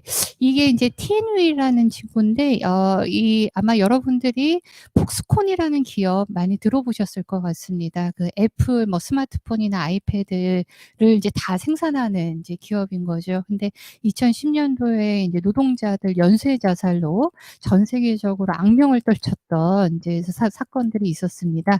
근데 이 TN이라는 친구는 당시에 이렇게 옥상에서 떨어졌는데 그래도 다행히 살아났는데 인제 하반신이 마비가 됐어요. 근데 인제 그리고 나서 그 농촌으로 결국에는 이제 돌아갔습니다. 자기 고향으로. 그러니까 고향으로 돌아가서 슬리퍼를 만드는 이제 일을 하게 된 거예요. 이 왼쪽에 보시는 수공예한 신발이 바로 그건데요. 그러니까 이 친구가 조립 라인에서 계속 장시간의 노동을 하는 거죠. 하나의 부품을 갖다가 3,000개를 만드는 거예요. 하루 종일 똑같은 부품을. 근데 그때는 이제 내가 곧 기계가 되는 삶인데 이렇게 만드는 신발은 '아 내가 정말로 뭔가를 제작하는구나.'라는 그 인상 '나에게 줬다.' 그래서 '내가 확실히 나라는 사람을 달리 보게 됐다.' 이거를 신발을 만들기 시작하고 그 신발을 나를 후원해 줬던 친구들한테 다 보내는 거죠. 그러면서 그 신발하고 이제 감사 편지를 이 노동자 박물관에다가 다시 보낸 거예요. 그래서 이런 이제 그 물품들이 그냥 다 쌓여 있습니다. 계속 전시가 돼 있어요. 근데 우리가 이런 물품들을 하나의 책이라고 생각을 하면은 우리가 책을 그냥 매개로만 생각하기가 쉽거든요. 도서관은 그냥 인간과 인간의 관계를 만드는 곳이고 책은 인간과 인간의 사이에서 그냥 매개가 될 뿐이다라고 생각하기 쉽지만 사람과 책 그리고 사람과 사람이 새로운 관계를 만들어내는 이 역동의 장소가 바로 우리가 도서관이라고 저는 생각이 되고 그래서 하나의 책이 정말 하나의 세계다. 우리의 책이 그냥 뭐 어디 출판사에서 갑자기 우리가 사 와 가지고 단순히 배열하는 곳이 아니라 그 책 하나하나가 세계라면 그리고 그 책 하나하나가 세계라는 것을 어떤 방식으로 좀 도서관이 다양한 전시를 통해서 또 보여줄 수도 있지 않을까라는 생각이 들었어요. 저는 많이 뭐 가본 적은 없지만 보통 이렇게 고급 술집 같은 데 보면은 보통 50대 한 40-50대 남성 돈 많은 어떤 엘리트들이 무슨 자기 양주를 끼고 있잖아요. 그래서 자기 양주를 항상 킵하는 뭐 그런 게 있지 않습니까? 근데 이거 내 거다 이거잖아요. 남들이 마시는 술이 아니라. 근데 어쨌든 뭐 좋게 보자면은 그 사람의 스토리가 들어가 있는 거죠. 그래서 그런 것처럼 이게 하나의 신발이 뭐 하나의 책이 그러니까 나에게 어떤 의미를 가졌는가라는 것을 전시할 수 있다면 그래서 그다음 사진이요. 이분은 인제 려도 그러니까 중국말로 리투라는 사회학자이자 또 활동가입니다. 근데 인제 이분이 원래는 인제 노동자 뭐 현장에서 연구를 하다가 이 중국의 상황이 너무 열악한 거죠. 그래서 '내가 있을 곳은 학계가 아니다.'라고 인제 하면서 결국 학교에서 밖으로 뛰쳐나와서 공장에도 들어가고 여러 가지 다양한 인제 그 활동도 하면서 이 노동자의 집을 같이 만들고 계신 분이에요. 그런데 이분이 인제 이 여공들을 만나면서 인터뷰를 하고 그것을 이제 책으로 만들어 냈는데 그 여공들이 뭘 원하냐 했을 때 여성 노동자들이 좀 "자기도 한번 전시해 봤으면 좋겠다." 막 그런 제안을 줬던 거예요. 그래서 여러분들이 나중에 보시면은 이거 그냥 굉장히 좀 후줄근해 보이고 뭐 세련되지 않은 디자인일 수도 보일 수도 있지만은 각각이 다 이 려도라는 활동가가 한 명 한 명 다 인터뷰를 했던 그 인터뷰 참여자들이 자기의 사진을 보내줬고 그 사진으로 만든 이게 그 전시품입니다. 그래서 그다음에 인제 나오는 그래서 이게 인제 위챗인데요. 중국의 뭐 우리로 치면 카카오 뭐 페이스북의 좀 중간 형태라고 보시면 되는데 저는 '온라인 미디어도 우리가 과소평가할 수 없다.'라고 생각이 되는 게 이 위챗을 통해서 노동자 대학을 운영을 하고 있었습니다. 그러니까 전국 각지에 흩어진 노동자들이 이 위챗에서 모여 가지고서는 출석도 서로 부르고 그다음에 인제 음성을 녹음하는 기능이 있으니까는 거기다가 오늘 읽었던 책에 대해서 얘기를 하는 거예요. 그러면은 이제 누구는 막 퇴근하고 돌아와서 아이를 막 돌보고 있으니 애는 막 칭얼대고 있고 누구는 공장에서 나와서 버스 안에서 이걸 또 하고 있으니까 공장 소음도 들리고 이 모든 게 다 하나의 대화의 장이 됐더라고요. 그래서 이런 이제 노동자 대학을 아까 려도가 또 이렇게 주관을 하고 있었고 그래서 나오는 책이 지금 이제 우리나라에 번역된 '우리들은 정당하다.'라는 책입니다. 그래서 중국 여성 노동자 삶 노동 투쟁의 기록이라고 아까 그 려도 리투가 인제 지은 책인데 만약에 우리가 이 책 한 권을 전시를 한다라고 그랬을 때 아까 그런 스토리들 그 담았던 세계들 여기 여성 노동자의 삶 삶의 모습을 갖다가 한번 좀 같이 담아낼 수 있다라고 한다면 이 책 한 권이 가지는 세계에 대한 우리의 어떤 이해, 깊이라는 것은 굉장히 확장될 수 있겠구나. 예, 또 그런 생각이 들었습니다. 네, 죄송하지만 저희가 이제 그래서 방금 말씀하신 거에 관련해서 질문이 또 있어서 바로 공유를 해드릴게요. 지금 보시면 사실 아까 방금 전에 말씀하신 것처럼 도심지에 이렇게 어떤 도서관이 있는 거에 대해서 의견을 주신 게 있는데요. 구도심지 옆에 새로운 개발 지역에서 새로운 축을 강하게 설정해 주는 역할이 공공도서관으로서 도시 내에서 적절할까라고 하는 질문이 있으셨고, 특히 한국의 근대사를 고려했을 때 그렇게 모뉴멘터적인 느낌이 강한, 그래서 권위적이어서 배제하는 것 같이 느껴질 수 있는 것 같은 도서관이 과연 괜찮을까? 뭐 이런 이야기를 주셨는데요. 괜찮은지 안 괜찮은지는 해봐야지 알 것 같은데 저는 이런 생각이 좀 듭니다. 그러니까 이 공공재라고 공공기관인 도서관을 포함해서 공공기관은 내가 소유할 수 없는 하고 싶고 내가 했으면 좋은데 그런 것들을 공공의 심으로 공유해서 같이 만드는 거 아니겠습니까? 그러니까 예를 들면 유럽에서 아까 가구 얘기 잠깐 있었지만 도서관 가구들이 굉장히 좋다는 거예요. 왜냐하면 내 경제적으로나 내 삶에서 내가 그렇게 좋은 가구에 의자에 앉아서 책을 볼 수 있는 경험을 가질 수는 없어. 이 백화점 같은 데 가도 뭐 그걸 잠깐 앉아보지만 사지 않은 한 내 게 아니잖아요. 그런데 도서관에 있는 거예요. 그 도서관에서 그 좋은 멋진 가구 그런 걸 내 것처럼 쓸 수 있는 거잖아요. 그러니까 사실은 건축도 그런 거죠. 우리 집은 내가 집은 이제 그렇지만 도서관이라고 하는 공유의 공간은 그게 이제 내가 주인이고 내가 또 거기 이용할 수 있기 때문에 누구나 이용할 수 있으니까 그런 것들을 경험해 가지고 그래서 사실 공간은 저는 최대한 크고 멋지고 아주 고급스럽게 해야 된다. 우리가 그동안은 공공공간을 너무 이제 비용 문제 이런 거 생각해서 막 진짜 저렴하게 그리고 막 왜 그렇게 되냐면 그냥 설계도 간단하게 하려다 보니까 이제 그런 거잖아요. 가구도 그렇고요. 그런데 그런 데서 좀 벗어나야 된다라는 생각이 들고 그것은 누군가 선도적으로 했으면 좋겠다. 그리고 이제 아까 이제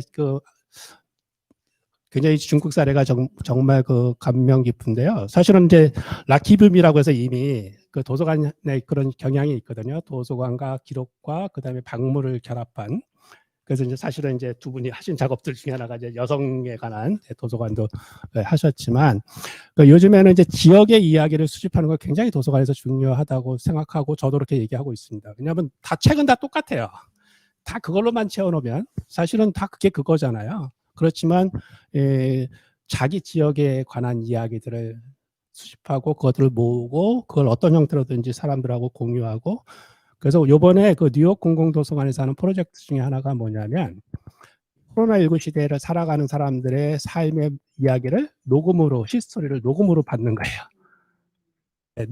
녹음해서 일정 녹음해가지고 그걸 다 도서관에 보내. 그럼 도서관에 다 수집하는 거예요. 사실 이런 작업은 예전에도 했었죠. 뭐 트위터로 한다든지 이런 것도 다 했었거든요. 근데 이게 이제 일반적으로 확산되지 않고 또 우리나라에서는 거의 그런 걸 해보질 않아서 근데 요즘에 이제 글쓰기 같은 거랑 결합하면서 지역 주민들의 삶을 기록하고 그걸 책으로 만들거나 이제 그렇게 하는 경우도 있기 때문에 사실은 지역이라는 것을 담아낼 수 있는 그 지역 사람들하고 같이 그 지역의 사람들을 계속 이어갈 수 있는 활동들을 조직해내는 그런 공간으로서의 도서관의 역할은 굉장히 중요하고 이제 그렇게 할 수 있도록 그래서 이제 입지 뭐 공간 이런 걸 얘기하는 것 같아요. 사실 이제 그런 말이 있는데 과거를 보려면 박물관에 가고 현재를 보려면 시장에 가고 미래를 보려면 도서관에 가라. 저는 이제 이게 도서관은 그냥 과거, 현재, 미래가 다 결합돼 있다 이렇게 생각하고 그런 것들을 건축적으로 공간적으로 이렇게 프로그램적으로 풀어내는 것이 앞으로 좀 굉장히 중요한 과제가 아닐까 싶습니다. 네, 그래서 지난번에도 잠깐 얘기가 나왔던 게 남로한 도서관이 어떠냐라고 하는 이야기도 있으셨고 또 아니면 아예 더 세련되게 더 고급적인 그런 도서관이어도 좋을 것 같다라고 말씀을 주셨는데 아마 그런 거에 대한 질문을 주신 것 같아요. 그리고 지금 또 아주 세세한 거에 대해서 질문이 좀 왔는데요. 연면적 규모에 대한 이야기가 저희가 이번에 공모전 그 사항에 있잖아요. 외부 조경 면적에 대한 규정이 혹시 따로 있을지 네, 그런 질문이 왔어요. 네, 그 부분도 한번 네. 아예 그 외부 조교 문제 규정은 없고요. 근데 뭐 필지에 따라서는 적용이 되게 필요한 게 있을 것 같다는 생각이 들고, 근데 사실 외부 적용 문제보다 더 중요한 거는 그 주변이랑 얼마나 어우러질 수 있거나 어떻게 연속이 될 수 있는가를 조금 더 생각해 주시면 될 것 같아요. 그리고 방금 말씀하신 것처럼 이제 자칫 이제 이런 얘기들에서의 얘기들의 아주 자세함이 작은 도서관이 굉장히 좋고 뭔가 규모가 있는 도서관은 아니다라고 하는 결론으로 이렇게 오독이 되지 않았으면 좋겠고, 그리고 공공공간은 어쨌든 시민의 품격이랑 관계가 있다고 생각하기 때문에 그거에 대한 어떤 규모이든지 간에 거기에 맞춰서 가장 좋은 것을 하려고 하는 태도가 중요한 것 같아요. 그러니까 신도시면 무조건 모뉴멘탈 이거는 아닌 것 같고요. 예, 모뉴멘탈하다라고 하는 것도 사실 의미를 좀 확장하다 보면 뭔가 높고 크고의 문제는 아닌 것 같고, 그게 인제 그런 의미, 되게 상징적으로 그 의미를 획득하는 방식도 굉장히 여러 가지가 있을 것 같아요. 그러니까 네, 너무 하나로 예 속단하지 말고 좀 생각했으면 좋겠습니다. 네, 네. 저 조경에 대한 질문이 있어서 그냥 제가 바람이었는데요. 지금 오늘 아무래도 이런 팬데믹 상황에서의 건축, 도서관, 그리고 공공 장소, 공간에 대한 고민이 많은데, 저는 한 가지 이 야외 공간, 그리고 저런 이렇게 정원이든 텃밭이든 그런 테라스든 그런 녹색을 볼 수 있는 식물들과 함께 할 수 있는 공간이 많아졌으면 좋겠다는 생각이에요. 저희는 이거는 지금 밤에 공정 여행을 하시는 그 임영신 작가님 모셔다가 동네 사람들하고 팝콘 대신 옥수수를 쪄서 먹으며 이렇게 영상도 보고 그랬던. 근데 저희가 이 텃밭이 있어서 이 텃밭 연습장이거든요. 그러니까 작물 종수는 굉장히 많은데 면적은 그렇게 크지 않은. 근데 그렇게 한 이유가 지금 갈수록 특히 지금 팬데믹 상황에서도 우리가 많은 걸 고민하게 되잖아요. 기후 문제라든가 환경 문제. 근데 그냥 고민만 할 게 아니라 거기에 관련된 자료들을 같이 읽으면서 거기에서 아주 작게라도 실천하는. 그래서 이따 뒤에 나올 텐데 저희가 지렁이가, 저 화분 중에 하나는 지렁이 화분이에요. 그래서 지렁이가 수백 마리가 들어있고 뭐 아주 작은 이런 컵이라든가 뭐 무슨 요구르트 통이라든가 이런, 그러니까 재활용할 수 있는 그런 걸 가져오면 지렁이 거기 담아서 집에 가져다가 예, 집 화분 같은 데 놓을 수 있고요. 저희 도서관에서 발생하는 음식 쓰레기들을 이제 그 지렁이가 먹거든요. 그러니까 지렁이가 엄청나게 음식 쓰레기를 먹어요. 예, 그러니까 그런 아주 작은 실천들을 같이 도서관에서 우리가 좀 더 나은 삶에 대해서 책만 읽는 게 아니라 작은 실천도 해볼 수 있는 그런 기회도 되고요. 그리고 무엇보다 최근에 1인 가구가 엄청 늘어났잖아요. 그러니까 지금 그 거의 다 반자가격리 상태, 거리두기 상황에서 진짜 괴로운 사람들이 고시원과 그 원룸에 사는, 저희 도서관 바로 앞에도 다세대 주택이 쫙 있거든요. 그런 사람들에게 공적이지만 사적인 그 경계에 있는 공간, 그게 정말 절실할 것 같거든요. 근데 그런 곳이 될 수 있으면, 그런 공원은 아니더라도 이렇게 녹색이 있는 그런 게, 저는 도서관에서 좀 더 지금 이 시대에 건축에서 그 요소를 같이 고민하면 좋겠다는 생각이. 저희가 지금 시간이 또 거의 비슷하게 진행이 되고 있는데 제가 잠깐 정리 말씀을 드리면, 조경에 대해서 물어보신 분에 대해서 지금 건축가분이 설명을 해 주셨고, 그다음에 박은숙 관장님께서는 그 조경에 해당하는 느티나무 도서관의 외부 환경을 가지고 이용객이 다양한 프로그램을 이용할 수 있었다라는 얘기를 해 주셨는데요. 또 하나 이제 질문이 온 게 있는데, 마침 제가 핸드폰이 나갔네요. 잠깐만요. 제가 지금 잠시만요.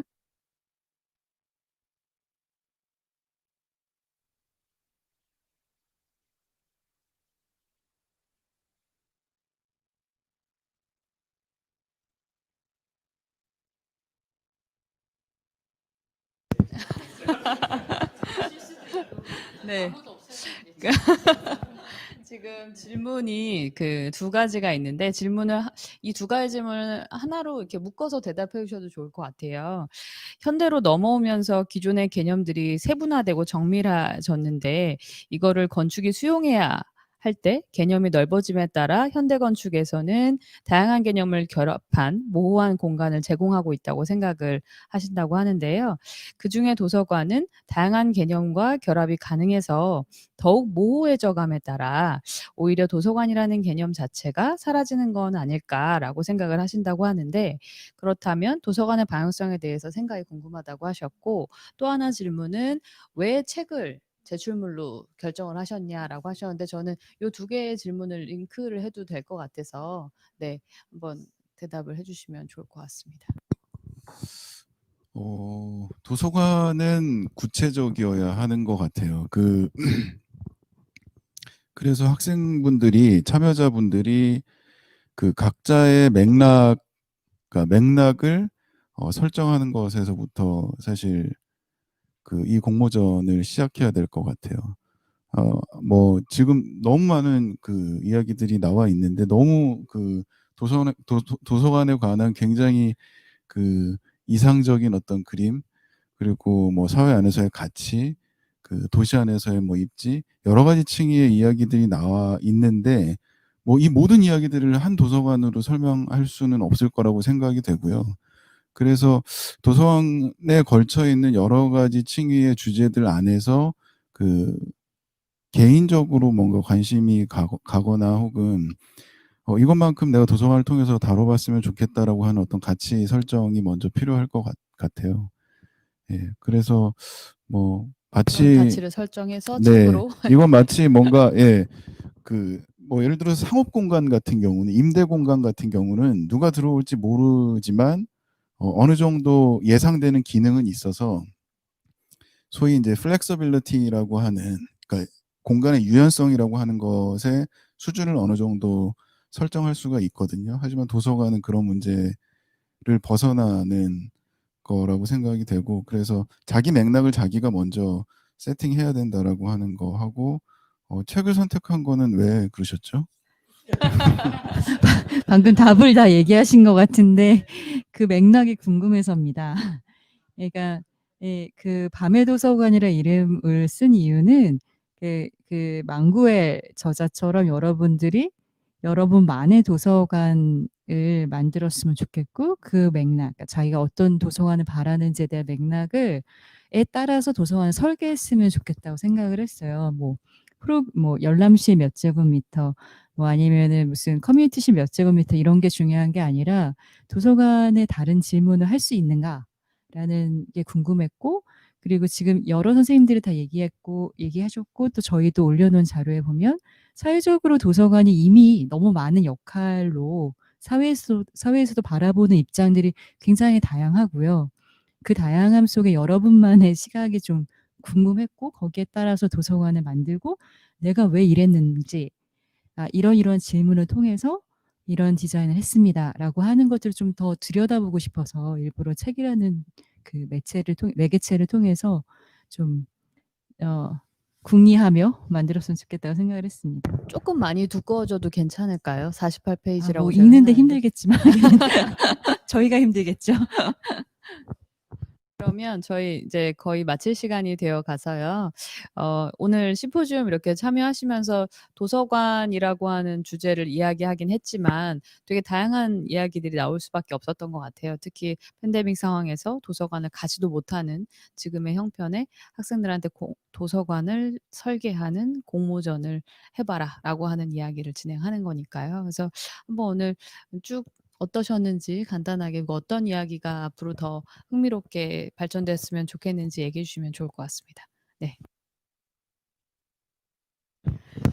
저는 생각지 못하게 공공도서관에 관한 모임에 초대를 받게 돼가지고 덕분에 상당히 많이 배웠습니다. 많이 배웠고 제가 마치면서 하나 사실 책을 좀 소개시켜 드리고 싶었던 게, 제가 원래 공공도서관의 역할을 다시 한번 상기를 해보게 됐던 게 예, 한 권의 책을 읽으면서였거든요. 근데 올해 나온 책이었는데 이 데런 맥가비라는 이제 그 영국의 빈민 지역에서 나고 성장한 지금은 꽤 유명한 래퍼가 됐습니다. 힙합 래퍼인데 이분이 이제 쓴 책이 가난 사파리라는 책이에요. 가난 사파리. 예, 사파리. 그래서 음. 돌베개 출판사에서 올해 나왔는데 그러니까 어떻게 보면 좀 자전적 성장기 같은 소설이죠. 근데 거기서 인제 영국의 이제 공공도서관에 대한 대목이 있었어요. 그래서 뭐라고 썼냐면은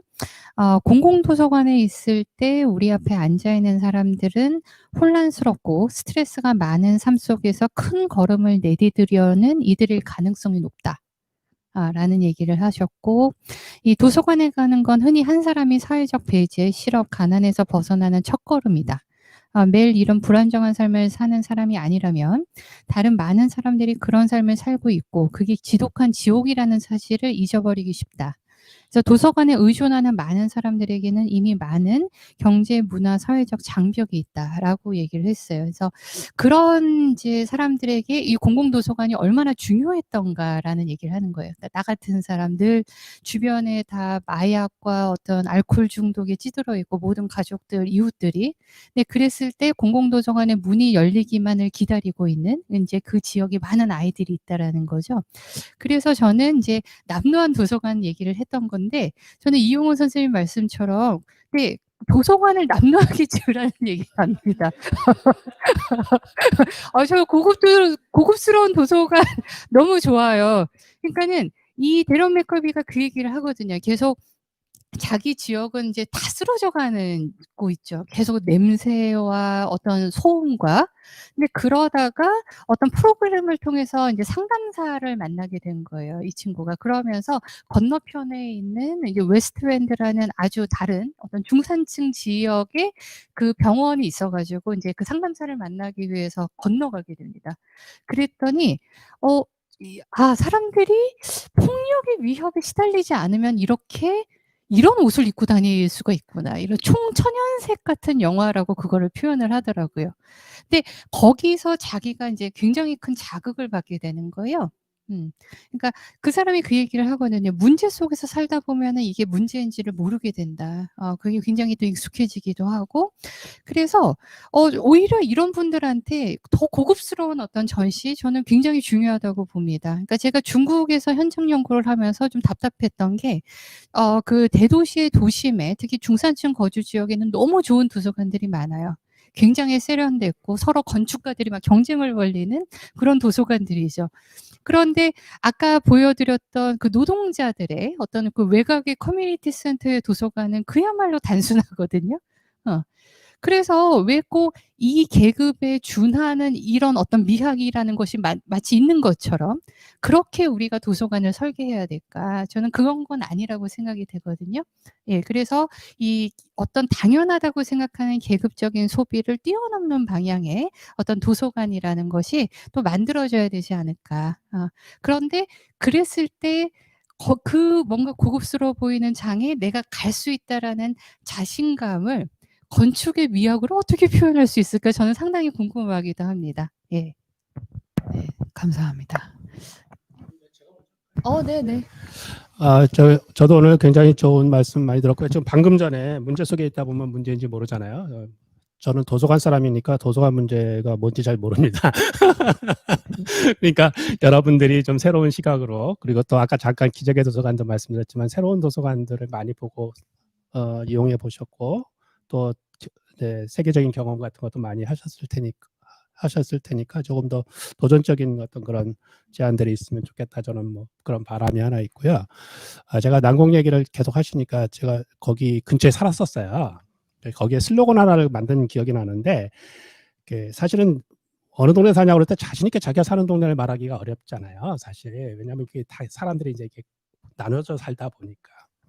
그랬을 때 제가 아까 용기 얘기를 잠깐 말씀했는데 그때 저희가 만든 슬로건이 우린 난곡에 살아요예요. 자꾸 말을 하고 자꾸 해봐야 이게 이제 되는 거잖아요. 좀 그래서 그런 좀 바람이 있었는데 그래서 이제 도서관도 그런 거의 일환으로 우리도 책 읽을 줄 알고 책 읽고 생각하고 말할 수 있고 할 수 있는 곳 근데 그거를 내가 개인적으로 하기 어려우니까 도서관이라는 공공재를 통해서 하는 거고요. 거기서 사람을 만나고. 그러니까 도서관은 시설, 장소, 그리고 사람이라고 하는 3요소로 구성된다고 하는데 사실은 시설과 장소는 허름해도 좋고 다 좋아요. 책은 진짜 몇 권 없어도 좋지만 반드시 사람은 있어야 돼요. 그 일하는 사서와 그 당연히 이용하는 시민, 주민들이 있어야 되고요. 그 둘의 관계를 어떻게 활발하게 할 수 있는가가 그걸 어떻게 이제 시설과 장소로 돕느냐. 예, 이제 이런 거기 때문에 근데 지금까지는 사실은 앞에 시설 장소까지만 해놓고 이제 사람을 거의 관심 두지 않거나 이렇기 때문에 이제는 그런 것들을 좀 벗어났으면 좋겠고 끝으로 이제 저는 제가 이제 말씀드릴 때 소셜 픽션이라고 하는 SF라고 하는 게 사이언스 픽션은 다들 아시잖아요. 그리고 우리가 그것 때문에 사실 기술 발전이 엄청났었죠. 우리가 지금 누리고 있는 많은 기술의 성장 발전은 다 옛날에 다 소설책에 있던 거거든요. 그런데 그게 다 이제 실현되고 있는 거잖아요. 근데 사실은 과학기술만 그런 게 아니라는 거잖아요. 그래서 사회제도도 그렇고요. 우리가 사실은 사회제도 지금 있는 거 다 뭐 너무나 당연한 것 같지만 사실 당연하지 않은 시대가 있었고요. 어떤 거는 굉장히 투쟁해서 만들어. 사실 인권 같은 게 그런 거잖아요. 사실 옛날에는 전혀 그렇지도 않았고 그랬는데 마찬가지로 모든 것들은 사실은 새로운 상상이 있어야 그것을 구현하려는 노력들이 생기고 도전이 생기기 때문에 기존의 것에 너무 매이지 않고 좀 새로운 상상을 하면 좋겠다 이런 생각이 좀 들고요. 끝으로 이제 제가 그 서경식 교수님이 이제 쓰신 칼럼이 하나 있는데 그게 도서관적 시간이라고 하는 시간을 찾아서 이런 거예요. 인터넷 검색하시면 나오니까 도서관적 시간을 찾아서 도서관적 시간이라는 말을 저도 그 처음 듣고 깜짝 놀랐어요. 아 시간? 그러니까 신자유주의적 시간이 있는 거예요. 사람을 계속 소위 말하듯이 바쁘게 하고 계속 하면서 자기를 찾지 못하게 하면서 소비자로서 전락시키거나 뭐 이렇게 그렇게 하는 그런 시간이 있는가 하면 도서관 시간이나 책을 읽는다는 행위 자체가 그냥 읽는 게 아니고 그 행위 자체가 가지는 시간 속에 있는 뭐 자기 생각, 자기 성찰, 분석, 여유 뭐 이런 것들을 쭉 누릴 수 있는 그런 시간을 계속 가지려는 노력. 그것들이 이제 공공재인 도서관이라는 공간에서 이루어지고 도서관이라는 공간을 그래서 이제 우리가 좀 만들어줘야 되는 거다라고 생각이 들어서 한번 그런 컬럼 한번 읽어보시면 좋고 끝으로 이제 아까 이제 풍경 이제 말씀하셨잖아요. 그래서 저는 정 안 되면 디지털 기술들을 이용한 풍경을 만들 수도 있다. 요새 이제 미디어 월이라고 해서 이제 그런 그러니까 스크린 같은 거 굉장히 잘 돼 있잖아요. 근데 그게 다 어떻게 보면 도서관도 많이 하는데 다 안에 있어요. 저는 그게 바깥에 있어야 되는 거 아니야? 안에서 무슨 일이 일어나는지를 지나가다가도 보면 아 저기 재밌는 거 있네 뭐 이런 것들을 계속 저는 근데 그게 이제 뭐 건물에서 아까 이제 창을 굉장히 크게 만들고 막 이래서 보여주는 것도 가능하면 그게 제일 좋겠지만 그렇지 않다면 지금은 뭐 디지털 기술들이 워낙 좋고 그러니까 벽면을 전부 그런 걸로 좀 메워서 안에서 다니는 사람의 모습이라든지 서가의 모습 같은 걸 계속 보여줄 수도 있지 않을까. 그러니까 그런 것들에 대한 좀 새로운 시도 같은 거 기술들을 활용하는데 그것이 이제 좀 더 사람들에게 도서관이라는 것을 스치면서 우연하게 보게 할 수 있는 그런 장면들도 만들어 보면 어떨까 한번. 그래서 우리가 오늘 사실은 얘기하면서 기술 얘기를 거의 안 했는데 사실은 이 도서관에서는 현실적으로 사회도 그렇지만 이 디지털 기술의 영향력이 엄청나잖아요. 예, 그런 것들을 이제 건축에서도 아마 그러실 거고 그럴 텐데, 예, 그런 것들에 대한 고민들이 조금 더 이 사람들을 이렇게 서로 만나게 하고 소통하게 하고는 그 앞으로도 그 도서관의 기능은 그대로 유지될 텐데, 예, 그런 것들을 훨씬 더 잘 할 수 있는 어떤 새로운 상상의 제안을 좀 해주시면 좋겠다. 뭐 그런 기대를 해보게 됩니다. 이상입니다. 네, 감사합니다. 네, 저는 이제 지식이 동사가 되는 곳이 도서관이면 좋겠어요. 이어야 할 것 같아요. 그러니까 지금 사회가 올해 뭐 엄청난 게 겪었지만 이게 갑자기 뚝 떨어진 그 갑작스러운 상황이 아니라 그동안 사실 다 쌓여왔던 것이 이제 증폭되는 경험이었는데요. 뭐 기술 말씀하셨지만 디지털 기술이 정말 거의 모든 걸 바꿔놨죠. 삶의 패러다임을 바꾸고 있고 또 수명이 늘어나는 것도 우리의 생애 주기를 완전히 다르게 만들었으니까요. 그러면서 사회 문제도 뭐 기후, 에너지, 환경뿐만 아니라 불평등, 혐오에 이르기까지 굉장히 많은 문제들이 있는데 사실은 그만큼 또 대안의 가능성을 보여주는 것도 많다고 생각해요. 그게 특히 이제 지역 사회에서 로컬 되게 중요해지는 예전에는 막 대기업에서 대량으로 막 만들어냈다면 이제 그런 거 원하는 사람 없잖아요. 그러니까 기업도 시장도 그러니까 다품종 소량 생산이지만 도서관도 한 사람 한 사람에게 집중해서 거의 커스터마이징하는 수준으로 접근해야 할 것다. 그렇지 않으면 뭐 예를 들어 뭉뚱그려서 노인 서비스, 그다음에 뭐 장애인 서비스, 난 노인이지만 노인 서비스의 대상이 아니라고 생각하는 사람도 굉장히 많고요. 그래서 그렇게 뭉뚱그려 가지고는 우리가 그 요구를 그저 그냥 미루어서 넘겨짚듯이 짐작할 뿐 진짜 요구에 가닿기는 어렵다. 그래서 훨씬 구체적으로 그 사람 삶에 정말 영향을 미칠 수 있는 그런 지금 화면에는 저희 도서관에서 맨날 받고 있는 여러 질문인데요. 저희 지금 밑에 보면 아마 199장이 지금 답장을 써야 된다고. 그러니까 엄청난 질문들이 쏟아져 들어오거든요. 근데 실제로 도서관에서 지금 저런 내 삶에 필요한 질문을 할 수 있다고도 생각 안 하는 거죠, 사람들이. 근데 저기에 정답을 원하는 것도 아니더라고요. 그러니까 정답이 아니라 응답을 원한다는 느낌인데요. 사서들이 거기에 이제 정말 응답을 하면서 공명하는 거죠. 같이 길을 찾아보는 거죠. 그래서 지역에서 어떤 그 문제에 관련된 사람들, 기관, 논문, 온갖 걸 이제 자료를 찾아서 안내를 하면 또 질문을 한 사람이 그 다음에 또 이어지는 꼬리를 물고 그런 상호작용이 이어지는데요. 저게 거의 다 집단지성으로 이루어집니다. 그래서 저는 도서관이 이제는 지역사회에서 그냥 삼터의 연구실, 실험실, 모두의 배움터 이런 곳이어야 하지 않을까. 왜냐하면 지금 우리가 맞닥뜨린 그런 상황들은 교수님 우리 상황 자체가 다 낯설죠. 그러니까 예전에 정말 모두가 미증유이니까 아까 말씀드린 그런 IT 뭐 이런 게 가져온 거나 그래서 우리가 지금 맞닥뜨린 그 문제들이 교과서에를 아무리 뒤져도 답을 찾을 수 없고 백과사전에도 답이 없는 그래서 그런 시민들의 삼터의 연구실이 되기 위해서는 상호작용이 이루어져야겠고 그것도 특히 코로나 기간을 거치면서 훨씬 더 작은 관계들이 어떻게 시간차를 두고 꾸준히 일상성을 가지고 이어질까? 그러기 위해선 공간이 어떠해야 될까? 저는 지금까지의 그런 칸막이 열람실이 많이 차지했던 그리고 커다란 서가가 그냥 든든하게 자리를 지키고 있는 이런 것에서 많이 변화해야 될 것 같거든요. 이번에 좀 그런 상상력이 발휘되면 좋겠다는 바람입니다. 그러니까 왜 도서관이냐 이 시점에 저는 도서관이 아무래도 건축가의 입장에서 그 건축이라고 하는 카테고리 안에서 그 범위 안에서 본다 그러면 말하자면 마지막으로 남아 있는 어떤 그러니까 퍼블릭한 그 프로그램이라고 생각이 됩니다.